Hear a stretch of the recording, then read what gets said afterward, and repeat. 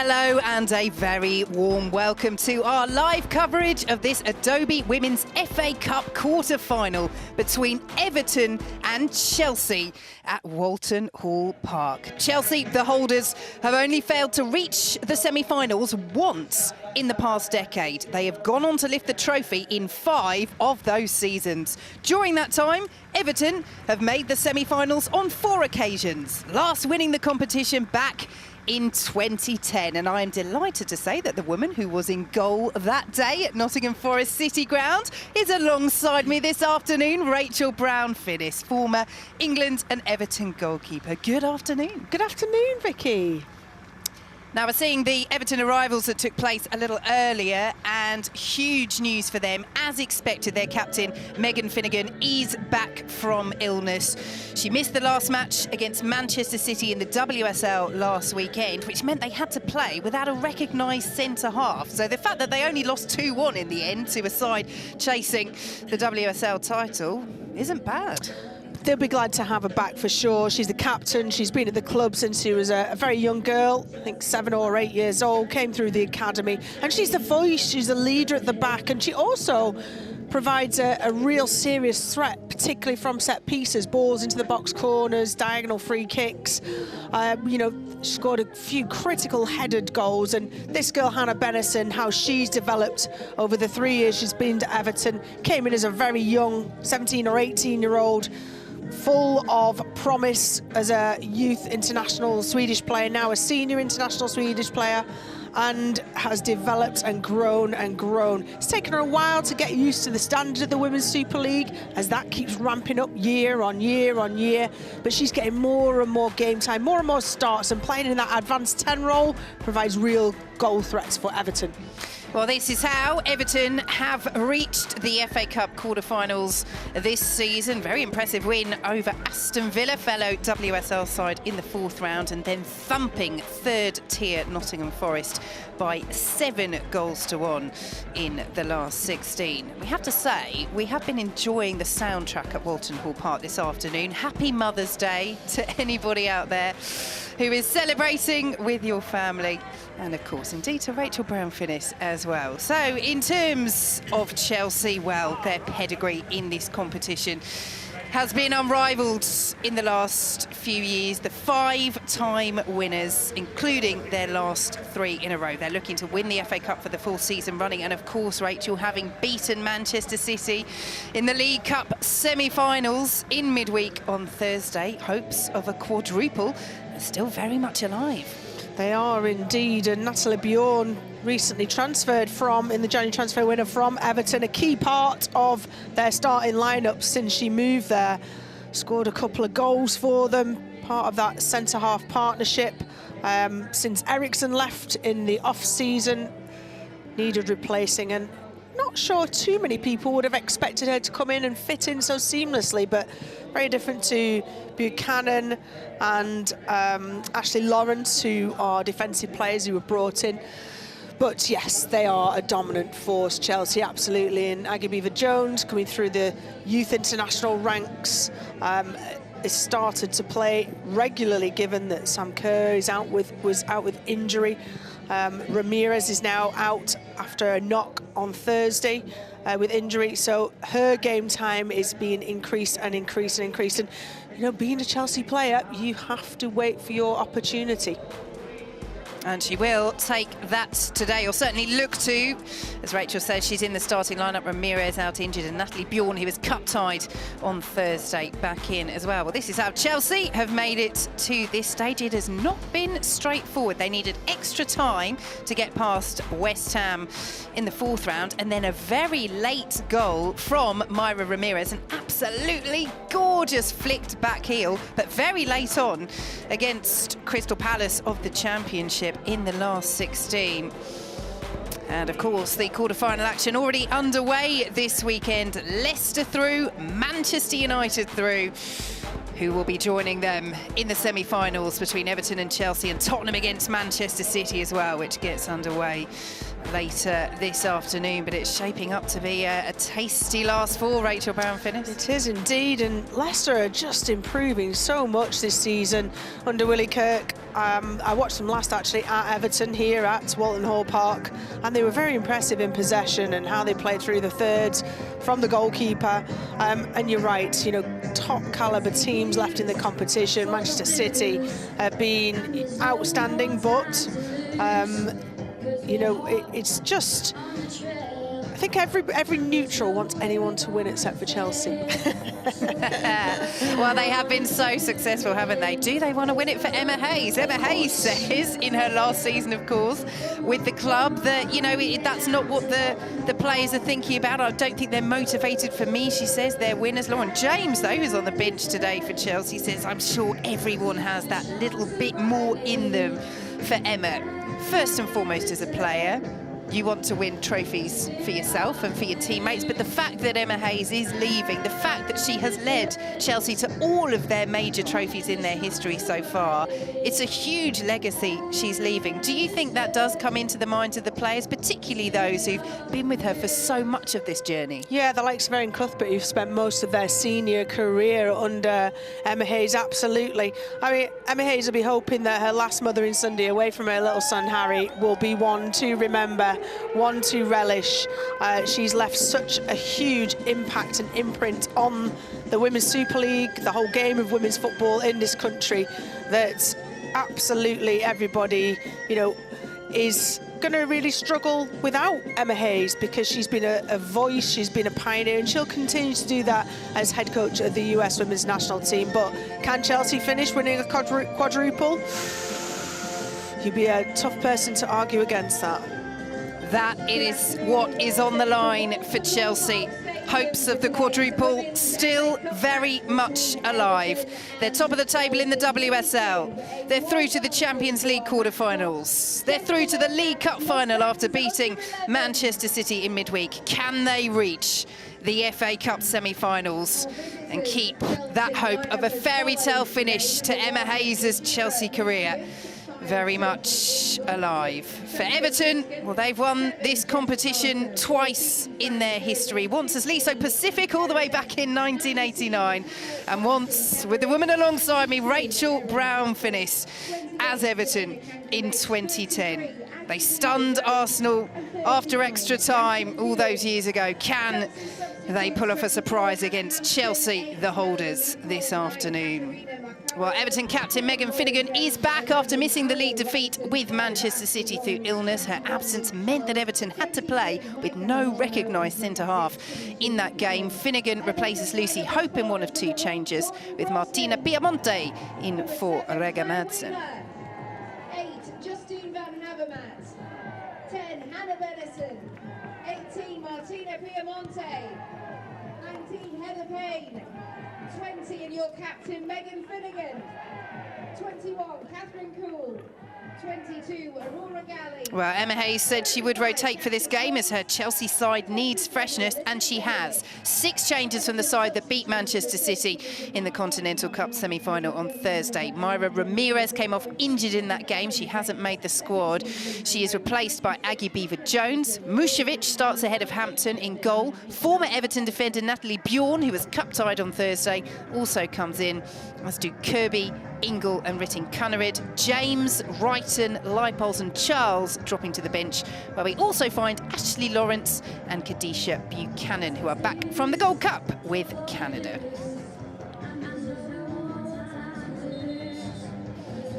Well, this is the 3rd time that Everton and Chelsea have faced off this season, both in February and in November.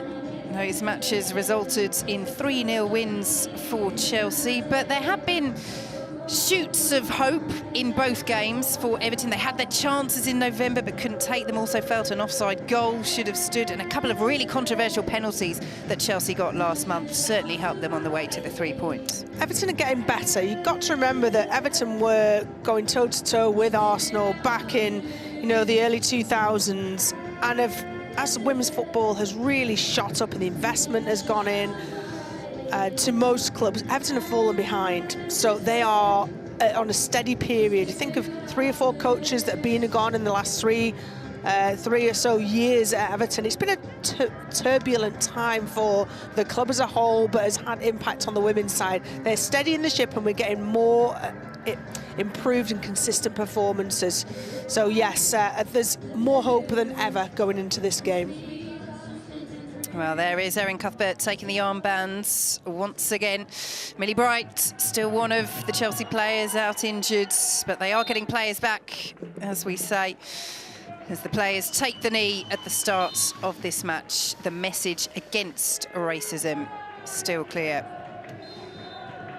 So, it will be Chelsea to get us underway in this Women's FA Cup quarter-final. Chelsea, the holders, looking to win this competition for the 4th season running.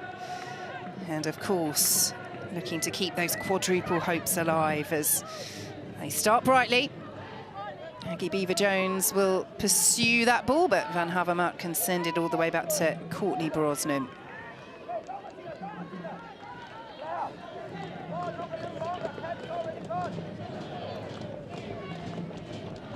Well, there is one of the 6 changes that Emma Hayes has made for this game, Zachira Mushevich.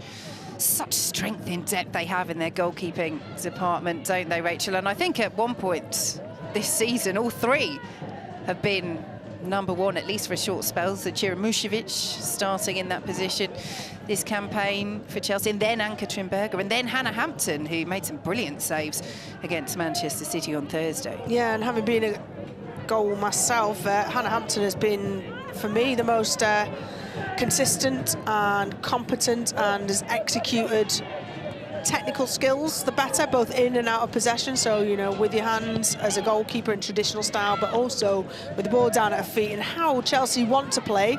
I mean, she is the best of the 3 choices. Well, she is on the bench today. This the 3rd game of 8 for Chelsea in March, so you can understand why Emma Hayes, as she said she would, has rotated. How much of an opportunity does that give Everton, though? Mushevich is Sweden's number one. She's an excellent goalkeeper and had a wonderful World Cup as well, was key in them going so far, Sweden. And so it'll have no advantage to Everton. Possibly the opportunity to press, although Piemonte looks like she's going to sit off a little bit rather than the front 3 press. Zachira Mushevich and the back 4 of Chelsea. They'll be a little pragmatic and conserve some energy, knowing that Everton won't have the majority of possession.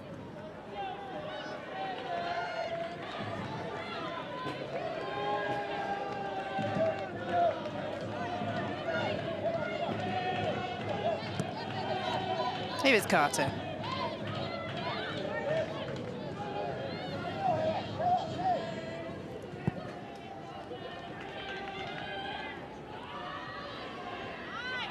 Perisse.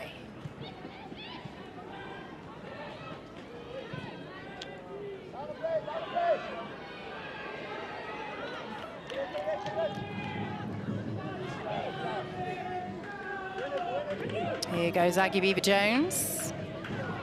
Spent last season on loan at Everton. Beaver-Jones, 3 goals in 21 appearances for them.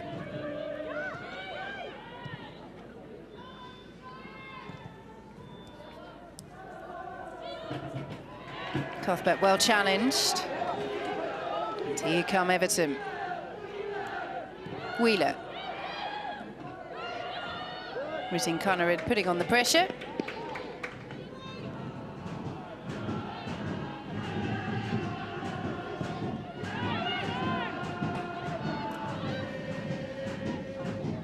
Claire Wheeler, that number 7 role, has played lots of different positions. Good utility player. Leaves absolutely everything on the pitch. Nice and tidy.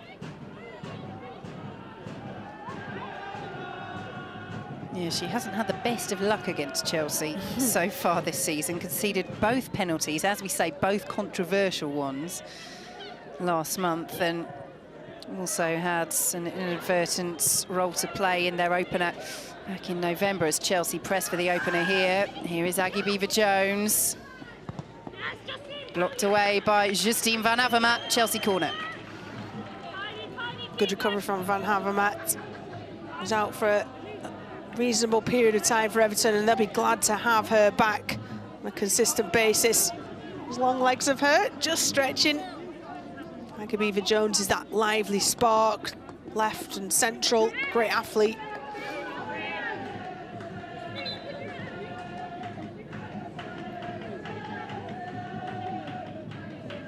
And you can see the height of Justine Van Avermaet there, the Everton number 8. Sophie Ingle forwards for Chelsea.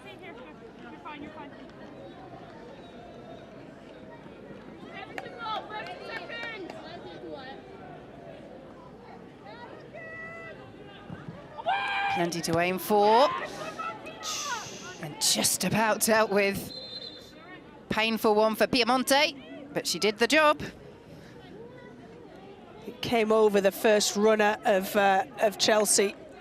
Just see Piemonte is unsighted because it goes over the head of Fran Kirby. But she does a job, whether she knew about it or not. Second corner in quick succession for Chelsea. And this one's off the bar. Chelsea so close to opening the scoring in this Women's FA Cup quarter-final. It's tough, congested area, and it's Natalie Bjorn. I think it was who got the contact. We've got the camera on Jess Carter, but Natalie Bjorn at her club that she only left a couple of months ago. So difficult for Courtney Brosnan in the Everton goal when there's 8, 10 players all within, you know, a matter of yards of you. You can't get any leap on it, you can't get any leverage, you've got no protection. It's chaos, and that's what Chelsea wanted.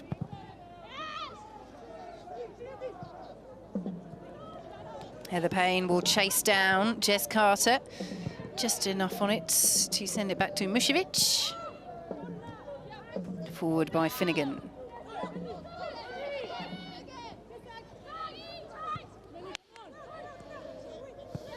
Interesting to see Carter at left back. When we saw the lineups, we thought it would be this way, but Shoka Nuskin, who filled in very well at centre half against Manchester City in the absence of Natalie Bjorn, keeping her place in that central defensive role, and Niamh Charles given a rest with Jess Carter coming out to left back.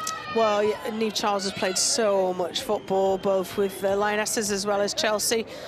Jess Carter maybe marginally less football, but I remember Jess Carter at, I think it was Birmingham City, playing as a 16-year-old left back. So she has got the ability to play anywhere across that back line. Her athleticism, now her football brain that she's developed over the years. She's played senior football, an established senior international for England as well. Jess Carter, very accomplished.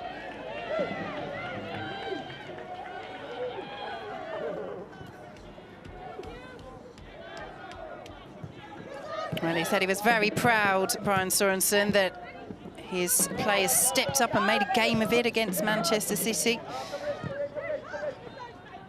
Losing by just 2-1 away to the WSL title chasers. Here come Everton. Little deflection, it will be a corner. Cool on loan from Arsenal, driving the shot in. She's been an excellent loan signing, Katarina Cool, similarly to, think of the likes of Aggie Jones and Chloe Kelly, those attacking, pacey, wide players, goal threats, something that Everton have used the loan system exceptionally well. Jess Park as well is another example of that.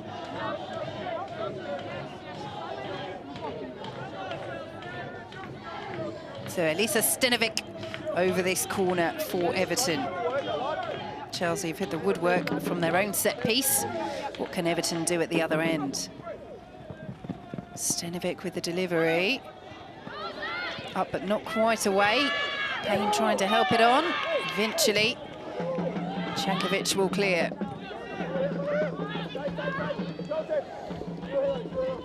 Here goes Fran Kirby. One of those 6 changes that Emma Hayes has made. I mean, it's one of those, isn't it? 6 changes, but Fran Kirby starting. Huge strength in depth. Jankovic. An offside flag up against Aggie Beaver-Jones. Yeah, I remember the elusive Champions League final, the elusive for Emma Hayes. the one title that she has not won as a club manager. And she knew, I think it's possibly 6 years ago, that final that I recall. And at that point, it was the marker in the ground that she knew her squad needed to be squad and a half, you know, another 50% worth of number of players and quality. The depth just simply wasn't enough for at this stage in the season when you're playing FA Cup, League Cup, vying for the title for the WSL, to also try and win the Champions League. It just does not happen if you don't have the squad depth, and she now does. Yeah, that heavy defeat by Barcelona really was a watershed moment, wasn't it, in that Champions League final for Chelsea? And it was almost probably the good thing that came from it was the realization, she probably knew, because she's, you know, pretty the guru of management, but it was the recognition to the club that she needed more resources. The club needed to get more players in, needed a bigger financial structure to be able to get the depth of internationals. Oh, risky there from Mušević. Payne not quite onto it. And Chelsea will just about deal with it. Here's Aggie Beever-Jones working so hard. She's really taking up quite a wide position, but getting back so defensively as well when she needs to, and she's done outstandingly well there.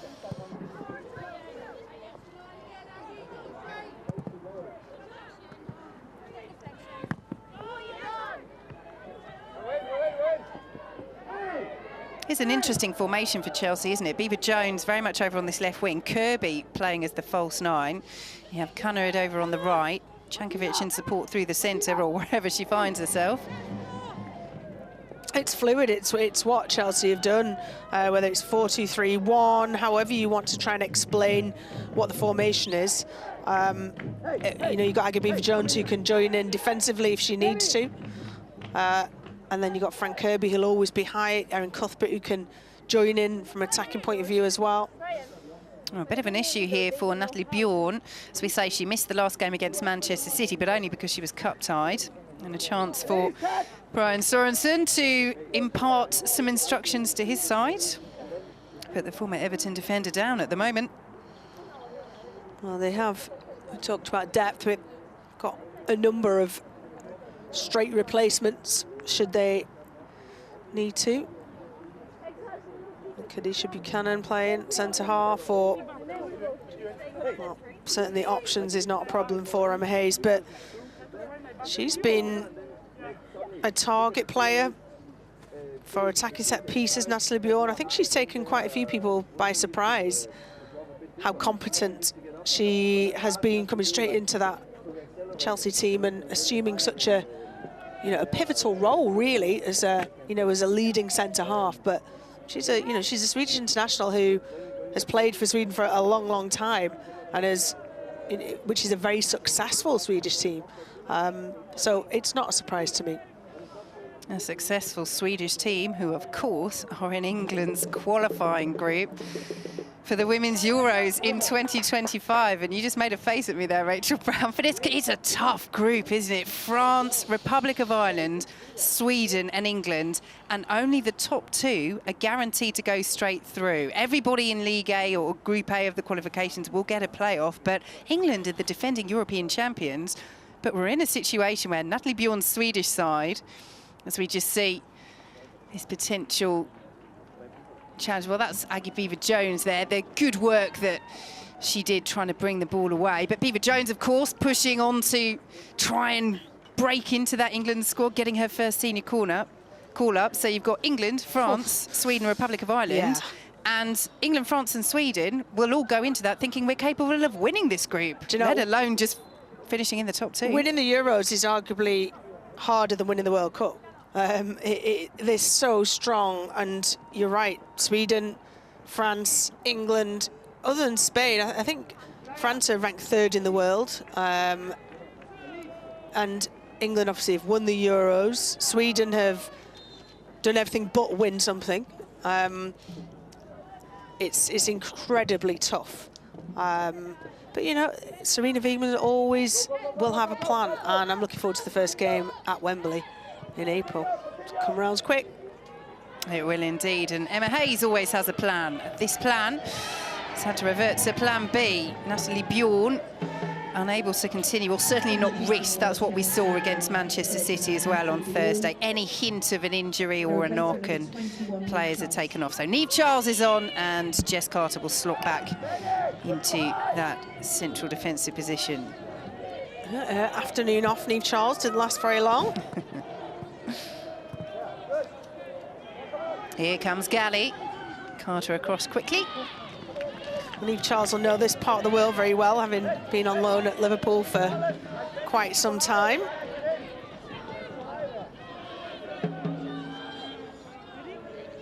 Yes, a few former Liverpool connections in the Chelsea squad. Sophie Ingle as well.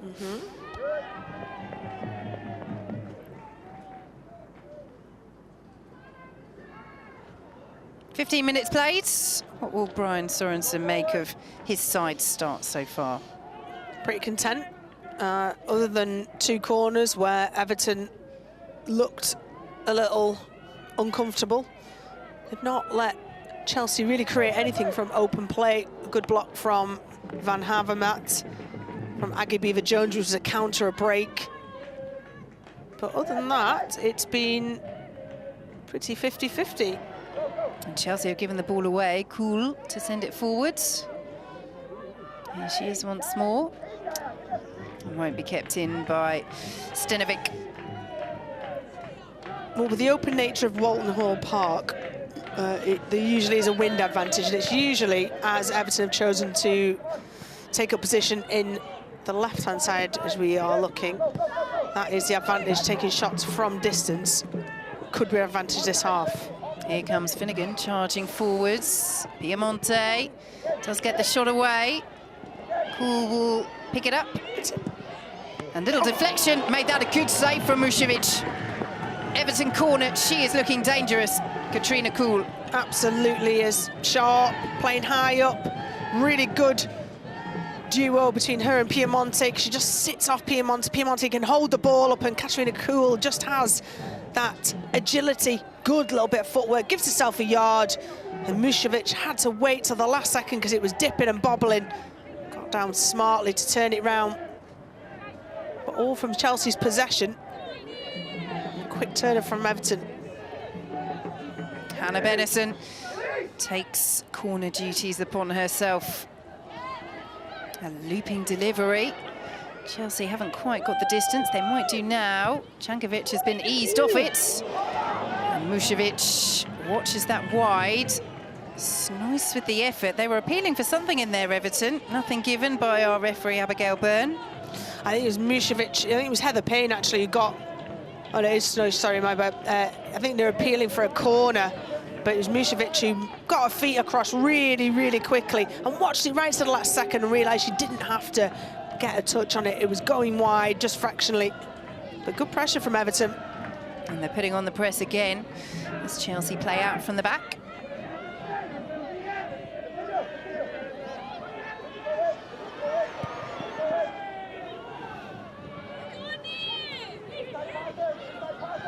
Can Chelsea play round this press? If they can, there might be some space behind that Everton midfield because they've all gone as a team, but they've got the foot in and it's paid off. Galley, well anticipated before Piemonte can reach it, and then Kirby on the stretch can't control. Well, the game plan's working so far and almost doing it in waves, because initially in the opening 10 minutes, Everton not backed off, but maybe banked up a little, and Piemonte didn't press everything up top. But then in this last few minutes they have, and they've all gone. The back line, the midfield line, it's been tight in midfield, and that's what you have to do. If you do it in isolation, it's completely irrelevant, has no impact whatsoever. It's a good play from Everton. Payne's ball forwards. Almost got a second bite at the cherry there. Cuthbert for Chelsea. That's a good delivery. Jankovic. Kirby's in there. And Courtney Brosnan will claim. Well, it's not that she never scores headers, Fran Kirby, but it's unusual. Well, it's not the service you want, really, if you're 5'3" or 5'4", Fran Kirby. And that one was a good take from Courtney Brosnan, but one that I would back Courtney Brosnan to take. most days of the week.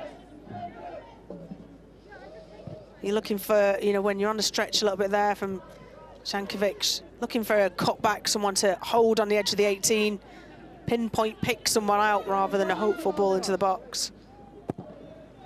Forward by Van Havermaet, flicked on by Piemonte. She'll reach her own flick on as well, Payne. Chelsea under pressure.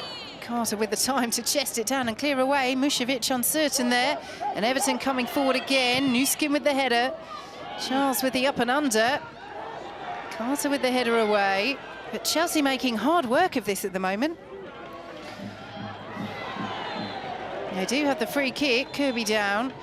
And a chance to breathe. Good spell this for Everton. Chelsea making hard work of it because they're being harried. They've not got any breathing space. And Kirby there, clever really to win that. Not too much in it, but Frank Kirby goes down. And it's breathing space for her Chelsea team.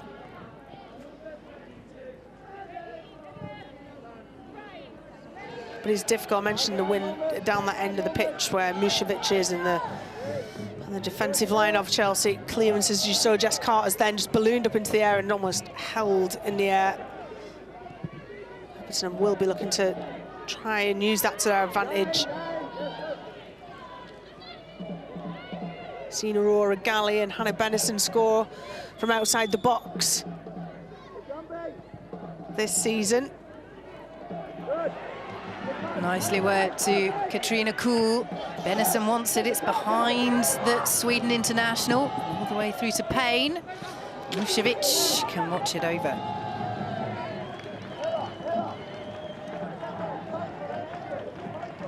Poor really from Heather Payne, just doesn't get around the ball. Her touch takes her wide and then she's trying to stretch to wrap her foot around it.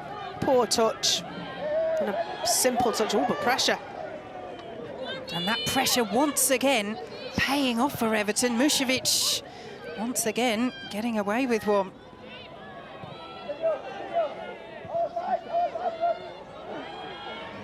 Bennison's turn to close down. Obviously start fancying it, don't you, if you're Everton, and the goalkeeper's receiving the ball a yard or two out and not looking particularly competent with it. Well, she's not too happy, Emma Hayes. Wants to see a bit of a change from her side because at the moment, Everton are the better team. Here goes Sophie Ingle as Chelsea look for that change. Aggie Beaver-Jones. Van Havermaet with the challenge. Beaver-Jones will take the corner. We saw the tactic last couple of times from Chelsea. Pack the 6-yard box. Lovely little 1-2. And Aggie Beaver-Jones, good recovery tackle from Van Havermaet, but Chelsea have looked dangerous on these set pieces. Right foot in swinger. And just a nuisance with a cluster of players that are there. It's not necessarily about the first contact, it's reacting to the second. Well, they've already seen a header glance off the bar from a corner towards the far post this time. Cuthbert trying to keep it alive. She's been well dispossessed by Kuhl. And Galley will run the ball forward for Everton. Carter going all the way. And Carter's done well there. Yeah, Carter's athleticism is something that is so important for Chelsea. The number of positions that she has played, different formations that she's played in. Great recovery. Stenovic with the throw.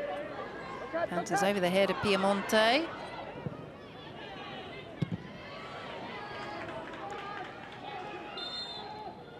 And Snoyce sees the flag go up.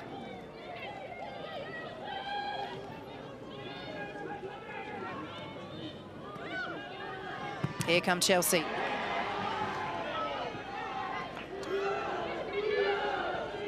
Stenovic away. But they're moving the ball really nicely, Everton. Oh, they've certainly got that air of confidence about them. It reflect on the way that they've got to this position. Quarterfinal of the FA Cup. It's been pretty convincing, the results. Villa away, 3-0. And then Forest, that demolition of them. Beaver-Jones almost dispossessed.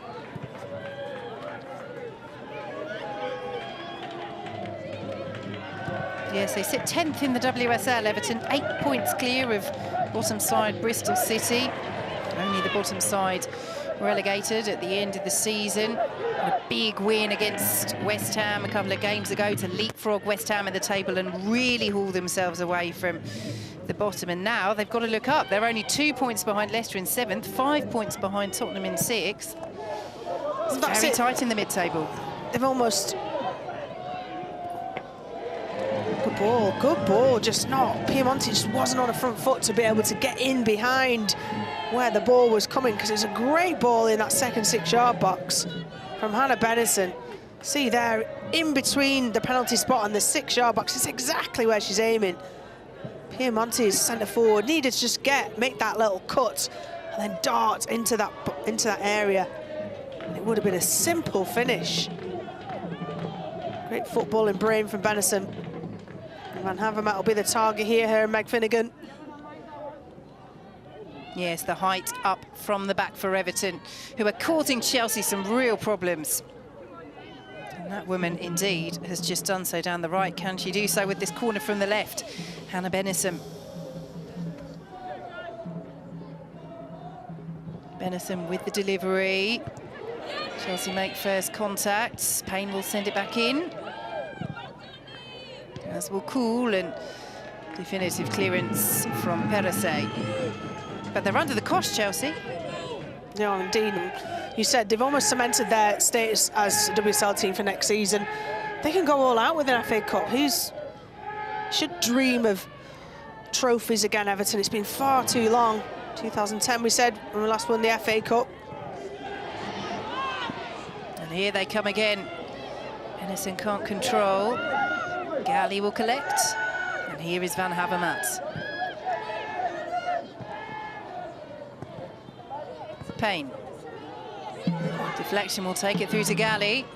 Oh. Through the legs of Nuskin, all the way to Mušović. She could see it. She could see that the pass was on through the legs. It's just Katarina Kuhl who wasn't quite on the same page. I mean, Galley's pretty much everywhere. She started right back, popped up on the left-hand side, tends to play a holding midfield role as a usual position, but as you know, this time of year, players are fitted in wherever they are required. Yes, they're still missing Katrina Vaya, Everton, big player for them, and Galley has had to fill in at right back and various positions. The home guard twins are both out injured as well.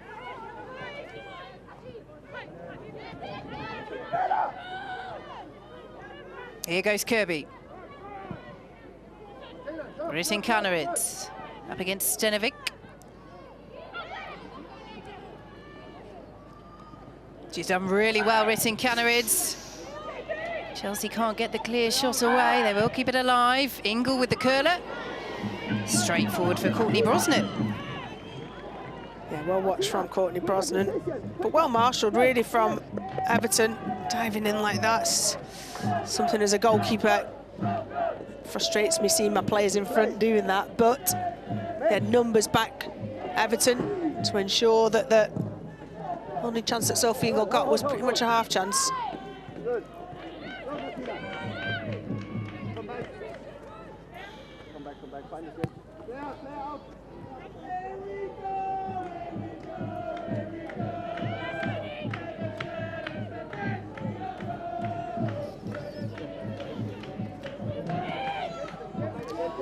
Couple of mums on the bench for both teams today on Mothering Sunday. Yes, happy Mother's Day to them as well.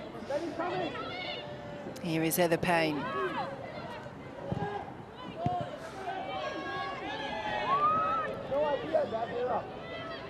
But having the support now when you're returning. Oh, it's great being, for players to be able to have children during their playing career. Talking of Tony Duggan, who's on the bench today for Everton, who was in that 2010 FA Cup winning team for Everton, and Melanie Leupolz for Chelsea. Here goes Aggie Beaver-Jones. Nobody there for Chelsea. And now Ingle.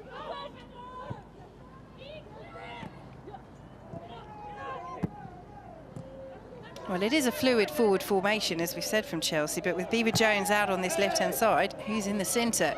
Now it's Charles. Can she pick out a player? No. That's congested, wasn't it? 4 players right in front of Niamh Charles. Couldn't get through them. It's looking a little chaotic for Everton.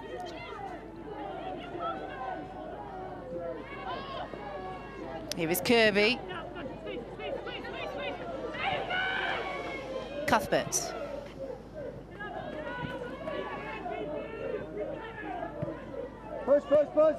Charles. Easing away from Heather Payne, but Benison cut off the angle. Cuthbert. First real sustained of possession and pressure for Chelsea in a while. Spoke too soon.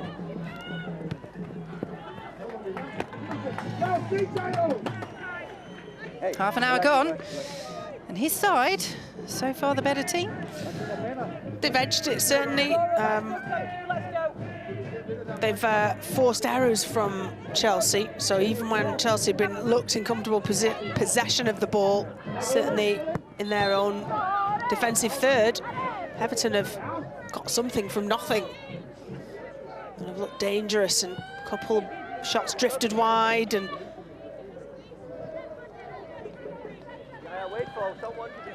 Everton would love to get a foothold in this game, and you couldn't say that they hadn't earned that.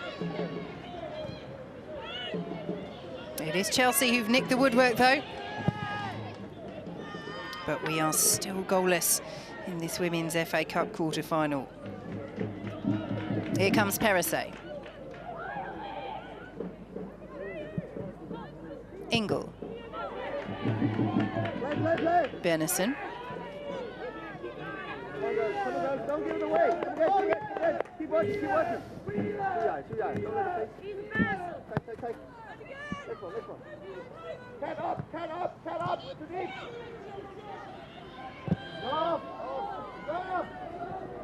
Too much on it for Cuthbert. It's just opened up, hasn't it? Chances and alternating possession. Neither team really able to make their possession count at the moment.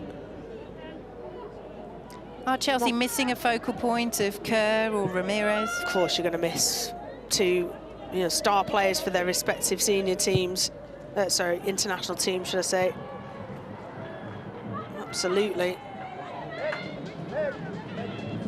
Creativity of Lauren James is on the bench and in reserve should Chelsea need it. But yeah, talking Sam Kerr and Ramirez, the way that Ramirez has come in and replaced Sam Kerr after her ACL injury and out for a long period of time. Oh, Heather Payne's done very well there. Well, she's asking the question with her eyes rather than her voice. There were others inside the stadium that certainly asked it for her. As the flag goes up against Fran Kirby. Well, that would have been controversial. Let's have a little look. She certainly nicked the ball past her, but then just jumped into Sophie Ingle. It's contact, of course, but it's not a penalty for me. Sophie Ingle's not played the ball, missed it, and took out the player. So correct decision from, I'd argue, is one of our best referees in the Women's Super League. Yeah, right decision by Abigail Byrne. And we stay goalless. Good work again from Cool. Here is Wheeler. Piemonte just took her eye off it. And Chelsea come forward. Beaver-Jones, loose touch. And foul.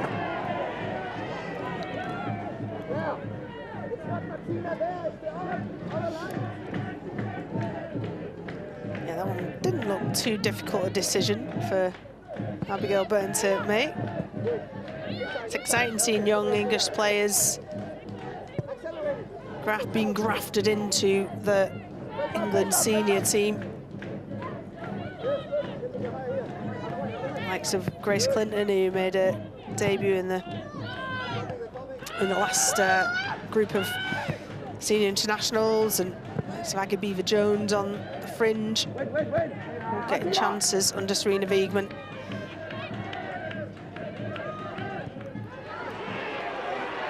Here come Everton. Reading Connery does well to hold up the attack, but Everton still finding a way through. Stenovic's delivery, oh! Well, I wondered whether they might appeal for handball. They were closer than I was, and it is just the corner. To be fair, no appeals from the Everton players on Carter.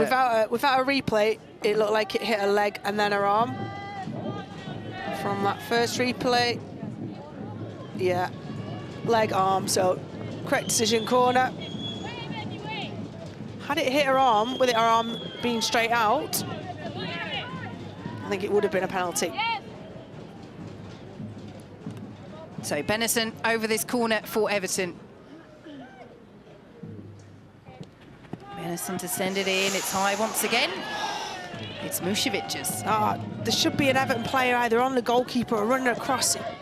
You say it's an easy catch for Mušević. It's a brilliant ball. So the trajectory of the ball, move, in-swinger, just needed someone holding the run and leaving it late to get into that space. Some absolute pearl has been put in from Benison.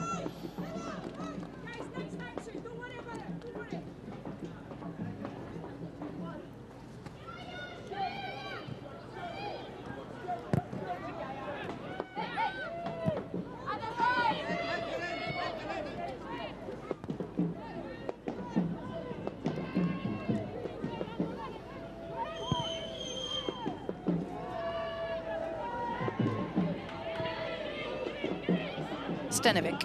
Come out again, come out again.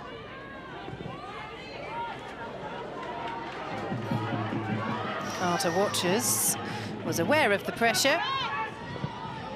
Now it's Mušević's turn to deal with it, straight out of play. Yeah, good pressure from Piemonte, who forced that. A few of those now from Mušević, and you're seeing that, you're going to do it again and again and again, Everton.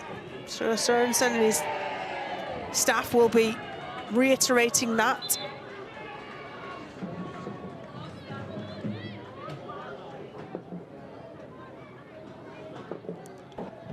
Certainly plenty of positives to take from this first half for Everton and Brian Sørensen. What do you think Emma Hayes' assessment so far will be of her side's performance? Pretty flat, a little sloppy at times. Not up to the sharpness. I mean, she won't make excuses, but she will have those in the back of her mind. They've played on Thursday, had a tough game then, workload, number of 6 more games this calendar month. It's a congested time, but then they're all things that she and her team want. They want to be in everything. But it certainly hasn't been pristine Chelsea first half. Benison, bit of space, played it behind Stenovic. Well, because there's no out-and-out number 9 for Chelsea, it's allowing both fullbacks to get forward, Gali and Stenovic. Organise again, organise again.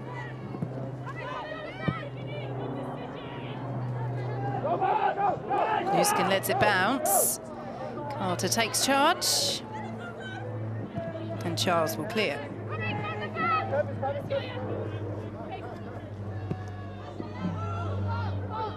Yeah, Frank Kirby looked completely detached from the rest of the team, playing the highest of those attacking roles. False 9. Just at the moment, too easy for Everton to deal with.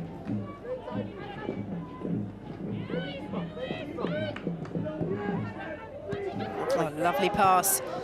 This is nicely worked by Everton, and had that ball been a little better, they were 2-on-1 against Niamh Charles there. Just rushed that final ball, didn't they? Because you're right, that pass, I think it was from Van Havermaet, from centre-half, had plenty of time. Again, no pressure on the ball. Threaded it through and took out about 5 Chelsea players. Really intelligent pass through. But like the Everton team that play just down the road at Goodison Park, not been able to convert those chances.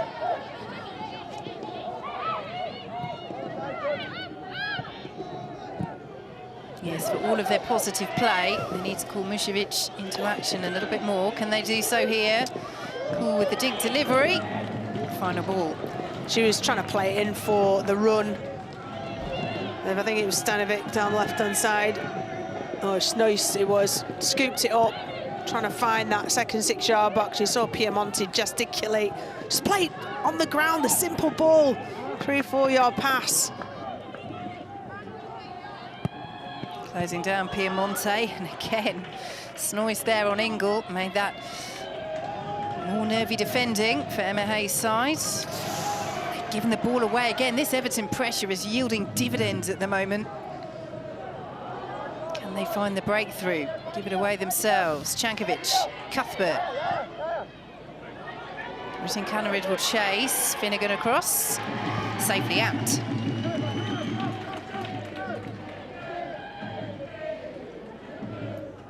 Certainly the speed of attack when Chelsea do have players forward. So the timing of Erin Cuthbert's pass, she just waited a fraction of a second. But then the pass was absolute precision into the feet of Ritten Canneridge. Quality is there for everyone to see. Go, go, go, go, Martina, go, Martina. Yes, next one.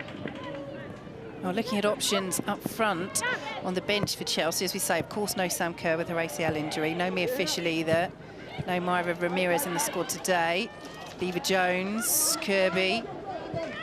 Lauren James. They do have Katerina Macario as well, just back from almost 20 months out with injury.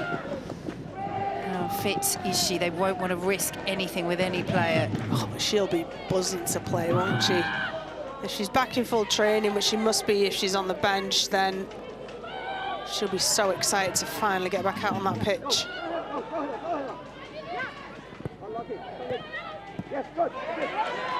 Even if it is a wet and windy Liverpool.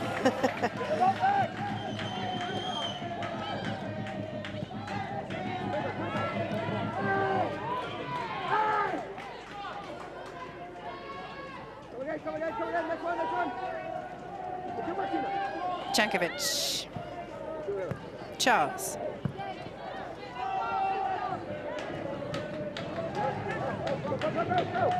Nuskin. Cuthbert played it into trouble and can't win it back.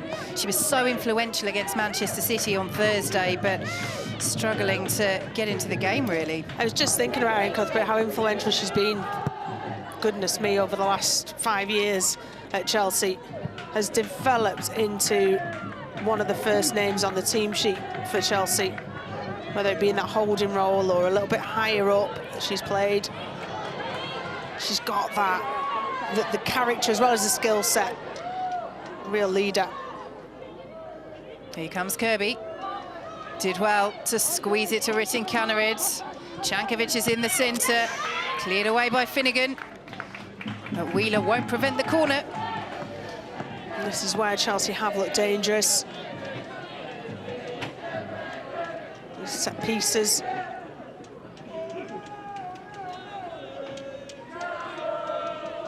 Courtney Brosnan calling the shots. Got to be dominant. This one's an in-swinger. Slightly different starting position from Brosnan. Cankovic sent it in for Chelsea. Cleared away by the towering Van Havermaet. Perisset back to Cankovic. Here is Perisset. Cankovic. And bodies arriving for Chelsea. Carter with the final effort. Wasn't a bad one. I just couldn't get a leg over high enough, got underneath it, and trajectory was upwards then. Yeah, so you just can't really get over it. Reasonable ball from Cankovic, first header.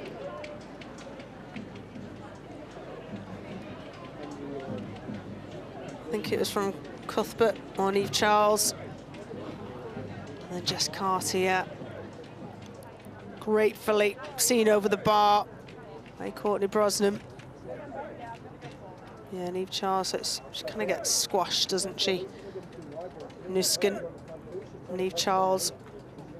Sure, she'll be fine because it's just being winded. The impact of landing on the ground.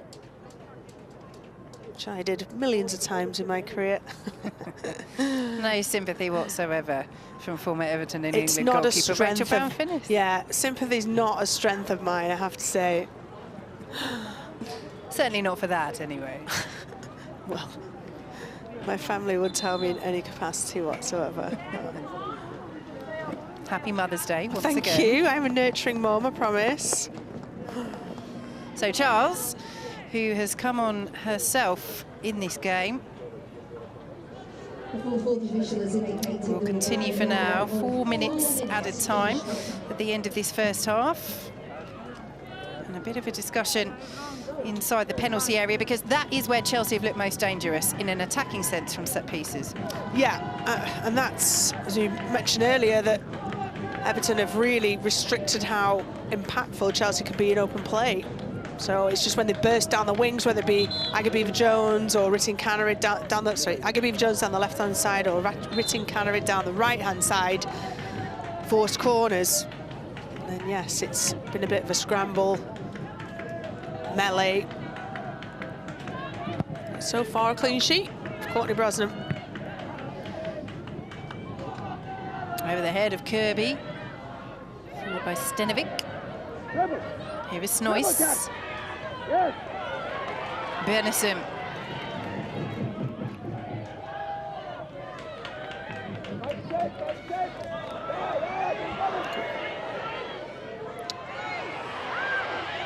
Wheeler will pick it up once more.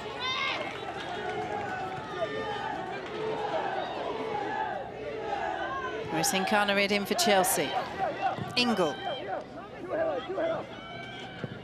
Hesitation between Jankovic and Beaver-Jones, but it will fall to them eventually. Foul by Heather Payne, and she saw the danger there. Yeah. It's got to be a yellow card, I'm sure, yeah. I was just thinking a goal for either team before half-time would be a huge, not just numerical advantage, but from a confidence point of view advantage, and would be a sucker punch for the team conceding, because there's not been much in it. You could say that that was a well-taken yellow card, the Payne. And a well-taken free kick from Chelsea. Beaver-Jones tipped away by Brosnan and headed behind by Piemonte. All of a sudden, Everton rattled. They must have switched off, Everton, because there was such a gaping gap down the left-hand side for Chelsea just to run in and take their time to pick out a cross, and really caught them on the back foot. You have to ride out this last couple of minutes now, Everton. Jankovic with the corner. Ingle was in there. Cleared away eventually. Cuthbert. Beaver-Jones behind Cuthbert.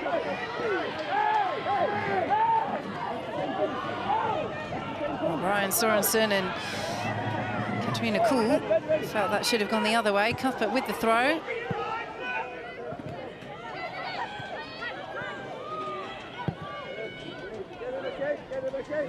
Carter.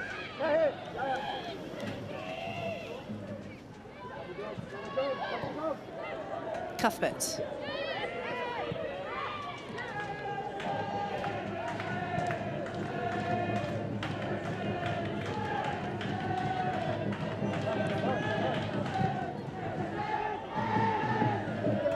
Too much on it from Nuskin. I can't imagine that Everton will make too many changes second half tactically, because what they're doing is creating opportunities that they just haven't quite taken yet. Chelsea, on the other hand, what have they got? What could they do differently? Emma Hayes has got many a game plan. Here goes Ritin Carnarids. Powerful run. Will ricochet. Oh my goodness. What a chance. And it's wasted by Jankovic.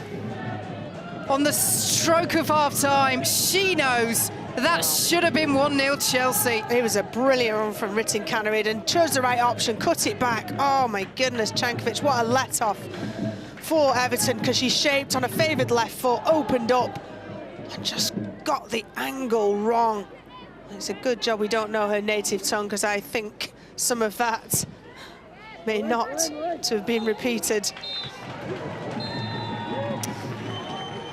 Well, there is the half-time whistle. It's goalless, but right at the end of the half, Chelsea should have had the breakthrough. Everton will feel that on the balance of play in this first period, they would have deserved perhaps to be in front. They have certainly edged it in terms of performance, but the biggest chance of the half for a Chelsea side who've also seen a header glance off the bar in this first period came right at the end, just before the whistle.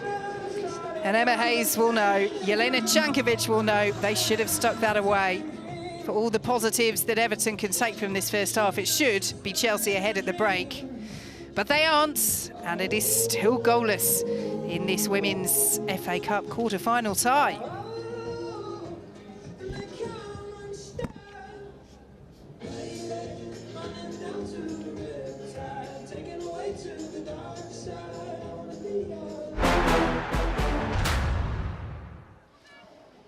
Well, Rachel, a half that Everton will certainly take a lot of positives from, but Chelsea rattling the woodwork early on. Yeah, it's Natalie Bjorn who, beautiful header, rises brilliantly and just can't get over it enough to be able to nod it down. The closest that Chelsea got until the dying seconds. This, one of the best for Everton, just takes a nick. No real power on it from Katarina Kuhl. But this was the early signs of what Everton were intending to do and who was going to be dangerous. Kuhl, arguably Everton's most dangerous player, and this is what Chelsea have done far too much, is turn over possession so cheaply. And here Finnegan tries to feed Piemonte, who just can't find the gap. And Katarina Kuhl, second, great little feet, and brings a save from Mušević, probably Mušević's best or most tested in the first half. Bennison's quality from corner has been exceptional. Everton with Van Havermaet and Meg Finnegan just have not been able to make enough of it. This time snatching, but this chance goes wide, easily watched by Mušević. Schnois on this occasion. Pretty good build-up play. Katarina Kuhl again involved. Opts to go wide rather than to Bennison, and it's a really poor outcome. We see Piemonte hands on head, expecting better quality. It's a touch that takes Heather Payne wide. Can't get a foot around it. Chelsea, as they always do, look dangerous in attack. The likes of Ritten Canarid, Frank Kirby, Beaver Jones, Erin Cuthbert this time blocked. Jankovic, Sophie Ingle, tame effort from distance. Scores once or twice a season at best, Sophie Ingle. Not renowned for that. Has scored some wonder goals in her long career. I was going to say, if it's going to go in from Sophie Ingle, it probably is going to go in be from at least 30 range, yards. it? Yeah, it has, absolutely. And this is where Everton have done really well. They've pressed in tight areas, in difficult areas. Heather Payne touches the ball past Sophie Ingle, but pulls out Sophie Ingle. If anything's going to be given, it's obstruction, and it's an indirect free kick, which we never get seen given. And Chelsea, yes, on the break looked exceptional, but from set pieces have looked really dangerous. A congested box, decent ball in from Jankovic, headed down. Jess Carter, a striker, Sam Kerr might have converted that, but Jess Carter plays in every position, but the number 9 just wasn't suiting her today. Hannah Bennison and Katarina Kuhl, arguably for me, Everton's best players. A bit hopeful up towards an isolated at times Frank Kirby. And this is the best chance of the match. Ritten Canarid down the right, cuts it back. Beautiful opening for Jankovic, and just before the stroke of half-time, Big sighs of relief from the Everton faithful at Wallenhall Park as Jankovic stabs it wide. Yeah, in truth, it was a shocking miss from Jankovic. She will know that. But that is the story of the game so far. Pretty even all around. 6 attempts each, 1 on target each. Pretty similar in terms of corners, fouls, offsides, possession. Brian Sorensen will be delighted with the way his side have come out against a Chelsea side who, of course, are chasing all 4 trophies this season, reached the League Cup final in midweek, but as their FA Cup campaign hasn't been at all this season, once again, it's not straightforward. It's not, but Brian Sorensen will know that his team come in as underdogs, and they've executed the game plan really well so far. Well, this is the third of the 4 quarter-final ties. Let's find out what happened in the other 2 on Saturday. Lovely ball to Nevin, who couldn't quite bring it down under pressure from Koivisto. Cayman quickly forward again towards Whelan. And now it's dinked forward back towards Cayman, who's continued to run. It's a brilliant move! It's off the post. Rantala on the rebound scores! And Leicester have the lead. Fine move in the build-up. And the Finn with an unerring finish. And Matt Beard will be a little disappointed that his team haven't really managed to put together a move and carve out a clear-cut chance just yet. Maybe that will come now. Lovely ball through to Enderby. This is the opportunity! And Enderby can't find the target.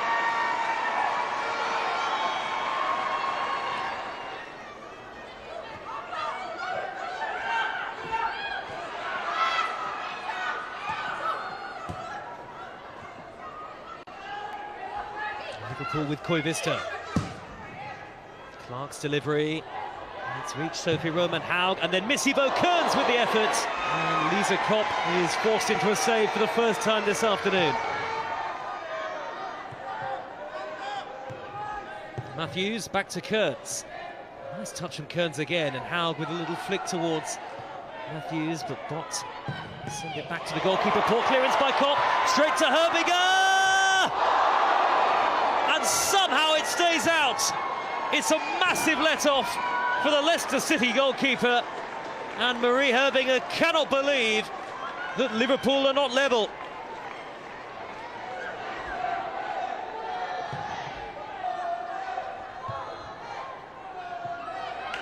Oh, and it's come through here to Whelan. And Rantala looking for her second. She's got it! 2 for you to Rantala, 2 for Leicester City, and they could be heading into the FA Cup semi-final for the first time in their history.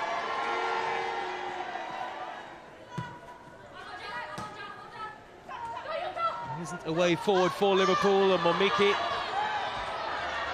maybe thought about the corner flag, might go for goal here. Momiki to seal it! And it really was very close to a third, but it doesn't matter. Leicester City make history through to the semi-finals of the Women's FA Cup for the first time ever.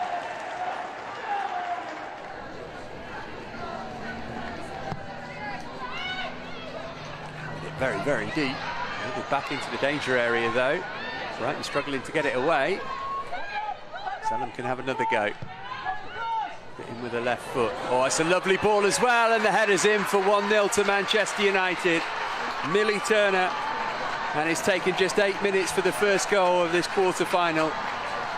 Beautiful ball in from Zellum. And Turner attacking it at the far post.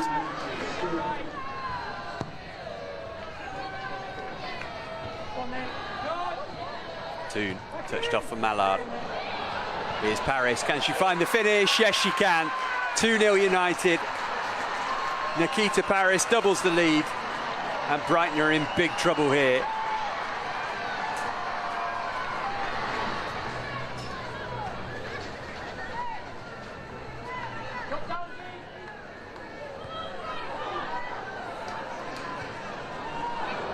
Oh, they got themselves in trouble here, trying to play out from the back, and what a let-off. How on earth does Lisa Nelson miss that?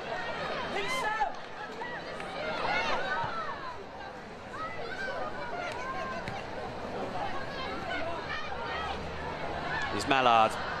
Toon in space. He's just behind her. Back to Mallard again. Off the post and in for 3.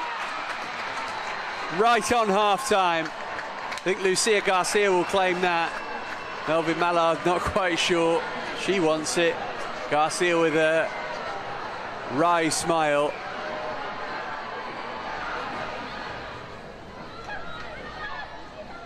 Nelson. Oh, great ball. Here's Mallard. Is this the goal she deserves? Good save from Bagley to just about keep Brighton interested in the game.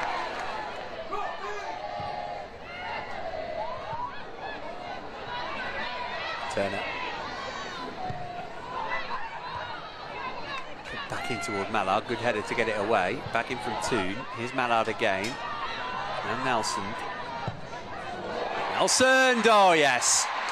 And that seals it. Manchester United are going through to the semi-finals of the FA Cup again. Lisa Nelson with a thumper. And that makes up for her shocker of a miss in the first half. That was a fine finish.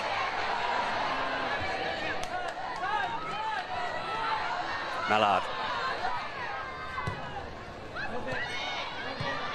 Mendel onside. Harris looking to bend one. Oh, good save from Bagley. That would have been a beauty.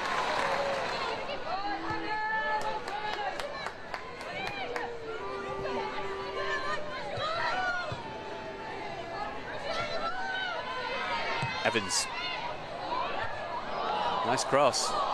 Now Guerrero's header hits the crossbar.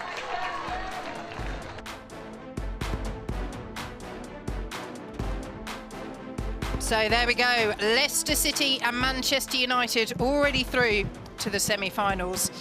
Will it be Everton? Will it be Chelsea joining them? The holders are being held at Walton Hall Park at the break 0-0. Tottenham against Manchester City rounds off the last 8 ties later this afternoon.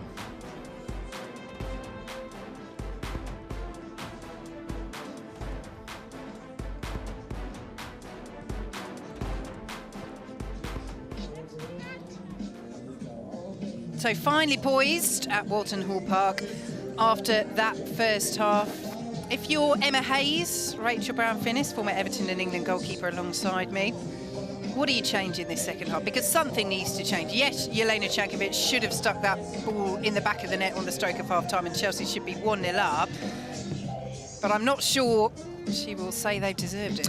She won't be satisfied, certainly Emma Hayes, with the performance, with them remaining at 1-1, but you've got to think what she's juggling at the moment. You know, they played in the League Cup and progressed from that on Thursday.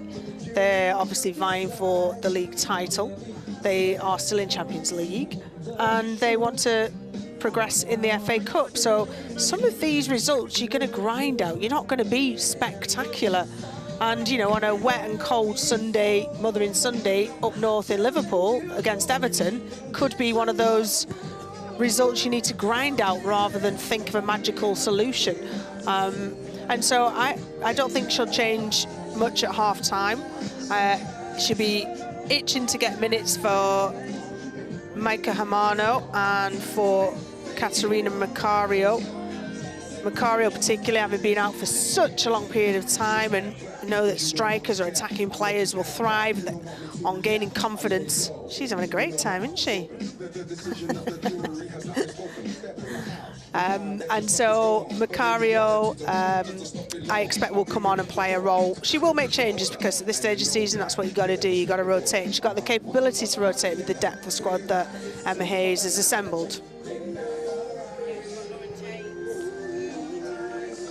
Yep, you got Lauren James, Gura Reiten on the bench for Chelsea as well. In terms of Everton, well, same as, but as we said, you know, the same story with the men's side at times this season. Just got to be a bit more clinical.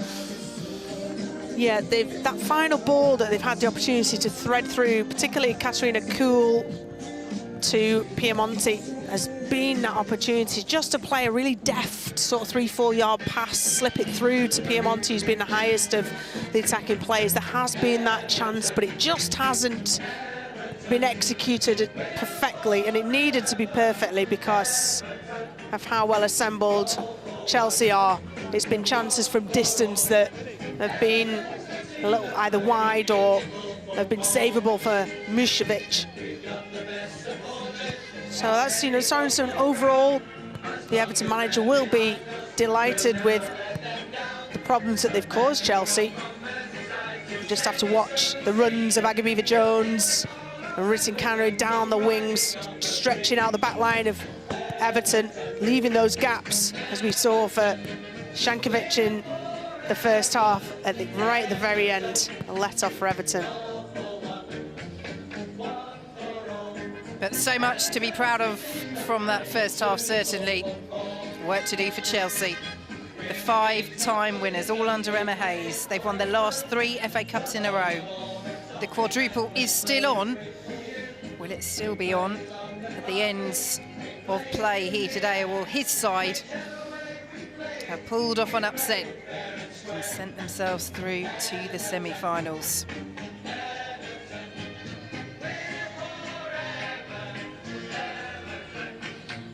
And that has to be another target as well. She's made a couple of good saves in this game, Mušović, but for all of Everton's territory and attacking threat around the penalty area, particularly putting pressure on the Chelsea back line when they're in position, they need to test Mušović a little bit more. Yeah, what I would say is similar, saw Ramsdale and Wissa yesterday in men's football, how Wissa just intercepted when Ramsdale, the goalkeeper, dwelt on it.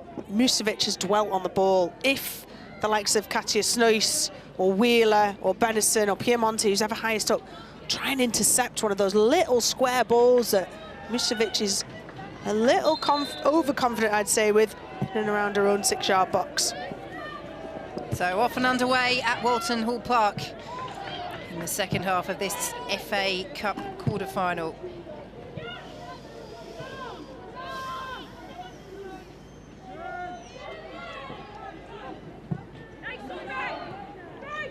And already are we seeing more purpose from Chelsea. Ritinkanere. Nice 1-2 with Agabiva-Jones. Deflection on the cross. Courtney Brosnan's there. Yeah, it's a lovely little pass from Sophie Ingle in that 6 role, holding midfield, and in 3 passes, it's in the 6-yard box and danger for Everton. That's that well-orchestrated, incisive passing that we expect from Chelsea. Force an error. Danger.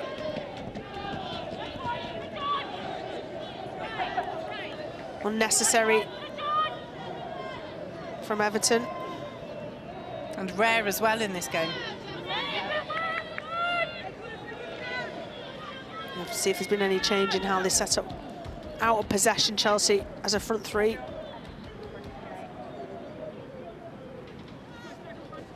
Perese with the corner for Chelsea. Flicked on, flicked over.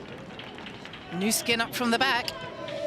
But again, they're causing problems from those set pieces, Chelsea. Yeah, we see Brosnan's hair. The wind really has picked up. And from this end in particular, it's open. You see behind the goal and the 2 sides, there's no stands. And so there's no protection as a goalkeeper. It's horrible because open to the elements, and it does play a huge factor in your decision-making, in what the ball does. You feel the squeeze. Emma Hayes has played here often enough to know that. So I expect Chelsea to take shots from distance, put balls into the box, aerial balls. Jankovic dispossessed. Eventually, Everton win the free kick. Van Hevermet felled. Just looking at that early forward line for Chelsea, Beaver-Jones looks to be in a more central position. And that was the question in the first half, how effective she was. It wasn't so much Agabiva-Jones's effectiveness in a wide position, because it was as a she front did look good. three, wasn't it? Exactly, it was the way that it worked and actually who was the focal point in the centre, and Kirby as a false nine just wasn't working. That's why she's out wide. Here she is, Fran Kirby. Yeah, Jankovic has come more central. Here comes Niamh Charles. Side netting. Yes, it looks like we're going to see Niamh Charles playing in that wing-back role on the left. They're so interchangeable, it's hard to kind of give a definitive structural lineup, and it's irrelevant, really. They're so well drilled that whoever rolls out of position, someone will fill in. Like Erin Cuthbert and Sophie Ingle have played in those roles for such a long time at Chelsea. Understand every nuance of subtle changes of formation under Emma Hayes. That's what makes them so dangerous.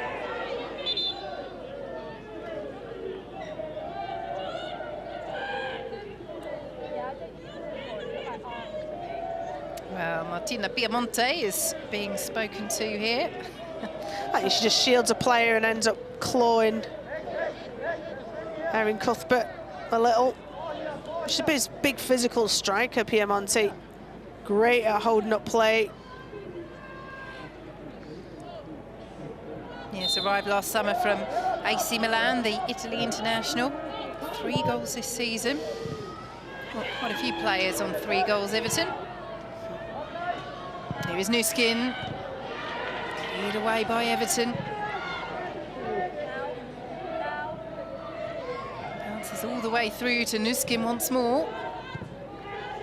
Eventually, Everton will get it up towards halfway, but this already is better from Chelsea. Yeah, Chelsea have started the second half with a renewed sense of purpose. Emma Hayes clearly was not happy with the standard, the intent of first half. Players responded.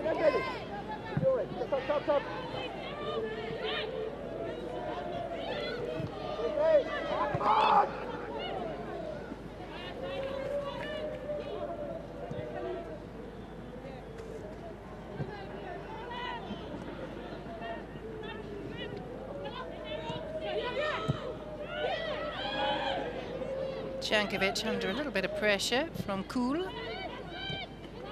Here is Ingle. And now Cuthbert. Ritin Kanerits. Cuthbert's continued her run. Ritin Kanerits to Ingle instead. Everton with the interception. Piemonte. Benison. Just dwelt on the ball, and Perisset and Jankovic will take it away. Will fall for Aggie Beever-Jones. Good footing from Wheeler. But it's Chelsea's turn to put on the press, and we didn't see this in the first half. No, and you're right, Erin Cuthbert's got higher up, Beever-Jones central. It's a lot more threatening forward line for Chelsea. Here is Ingle. Thought about it, didn't she? Goes for Beever-Jones instead.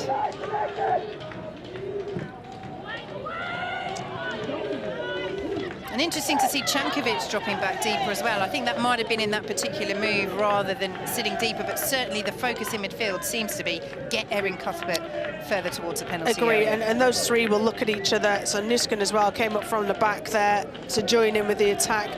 But one of those three, Sophie Ingle, Erin Cuthbert or Jankovic, will recognise that the other two have gone and will just, you know, just assume that responsibility in case of a break from Everton.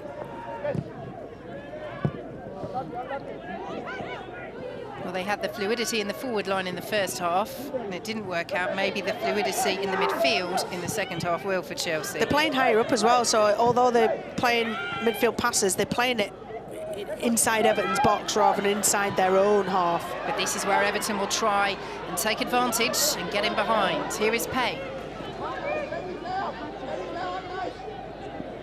Still going, Heather Payne.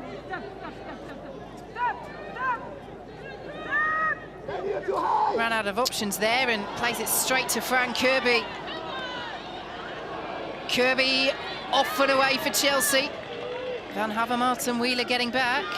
Here is Jankovic. Kirby, suddenly Chelsea going through the gears. Appeals for handball, comes to Cuthbert. Brosnan right behind it. But this is much more like it from Emma Hayes' side. Much more attacking, and that's where the strength of Chelsea is.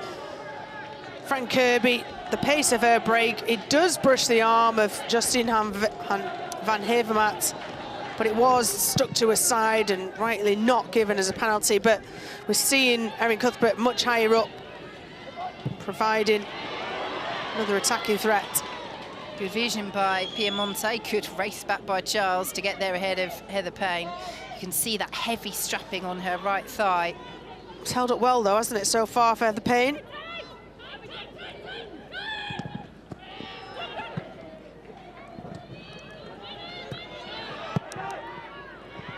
Benison, good control.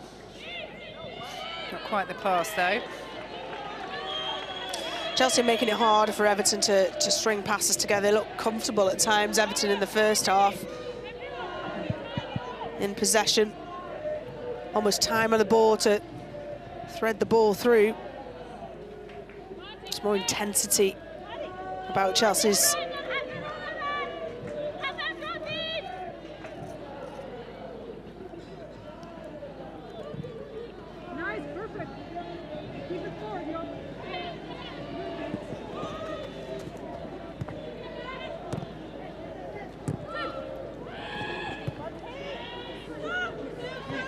Well, one back by Everton. Stenovic, Piemonte. Ingle will steer it back to Mušević.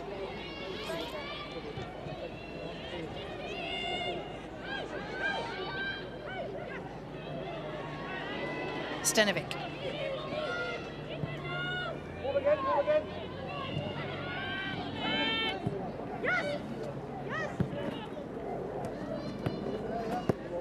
Here is Snoyce. Nice. Cool. Up against Perisset.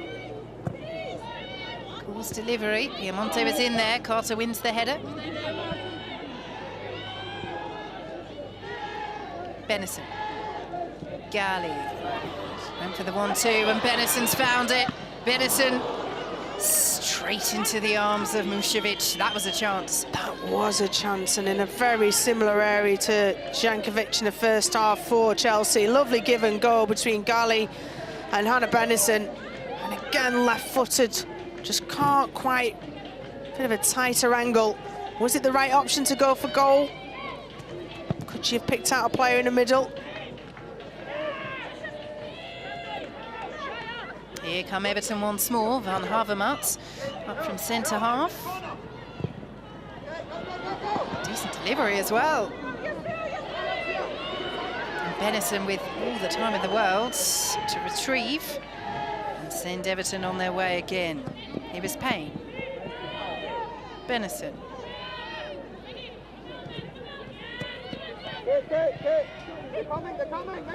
Cools.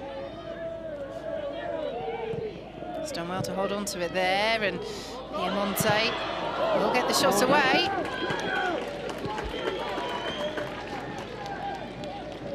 Good hold-up play from Piemonte, and the way she holds a player and then spins. See, good strength there to hold off Nusken. Just gets underneath the ball. But I like how she's playing Piemonte. She offers something very different to the wide players or Benison and Katarina Kuhl. All complementing each other well, and the more they play together, the more they'll be on the same page. Good pressing from Everton once again. Yeah, she's had a good game, Martina Piemonte. She also always knows where she wants the ball and is never afraid to tell her teammates whether they have passed it correctly to her or not. She reminds me of Natasha Dowie a little bit, and Natasha Dowie scored in the extra time of the 2010 FA Cup, last time Everton won it. Natasha Dowie obviously played in Italy, Liverpool, Everton, a number of teams, and as well as for England for a long period of time.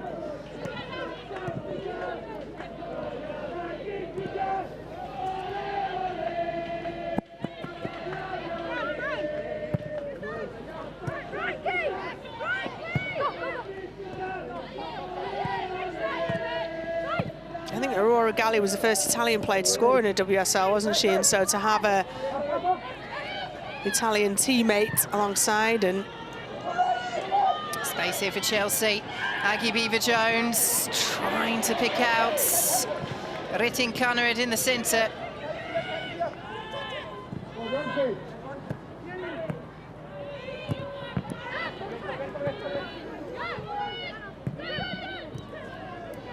Here is Jankovic. Cuthbert. A lovely ball to find Kirby. Ritin Kaneryd. Jankovic. Charles to find Cuthbert.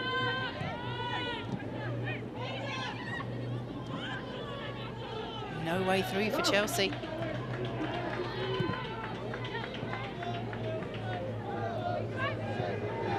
But they are moving the ball more quickly in this second half. And Everton can move it very neatly themselves when they get possession, although Katarina Kuhl, a little short to Sophie Ingle, who slid in. Referee Abigail Burns says she won the ball. yeah, all fair. Claire Wheeler. All fair in my book. Agree.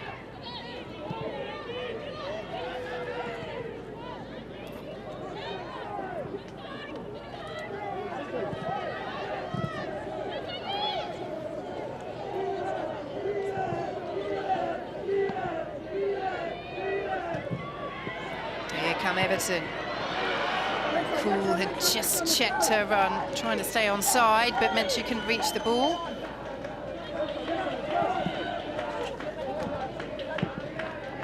Forward by Ingle.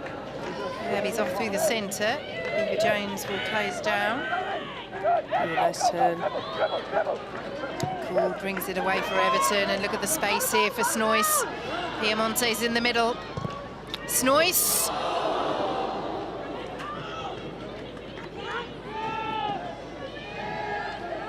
Opportunity not taken. I need to see that again, because it looked like it was a really strange cross from Snoyce. Great run, got on the outside shoulder of Ritin Kaneryd. Oh, and it's a perfect, yeah, she knocks it from her right foot onto her left foot and doesn't quite, I don't think, get the cutback that she was intended to do. So Piemonte again letting loose with her frustration.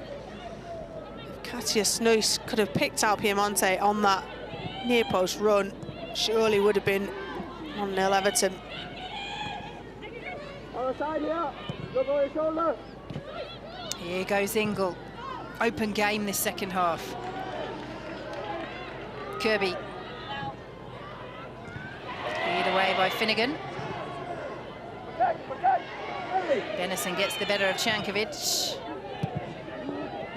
Lead away by Newskin. Charles loses out though. Piemonte will touch it off to Heather Payne.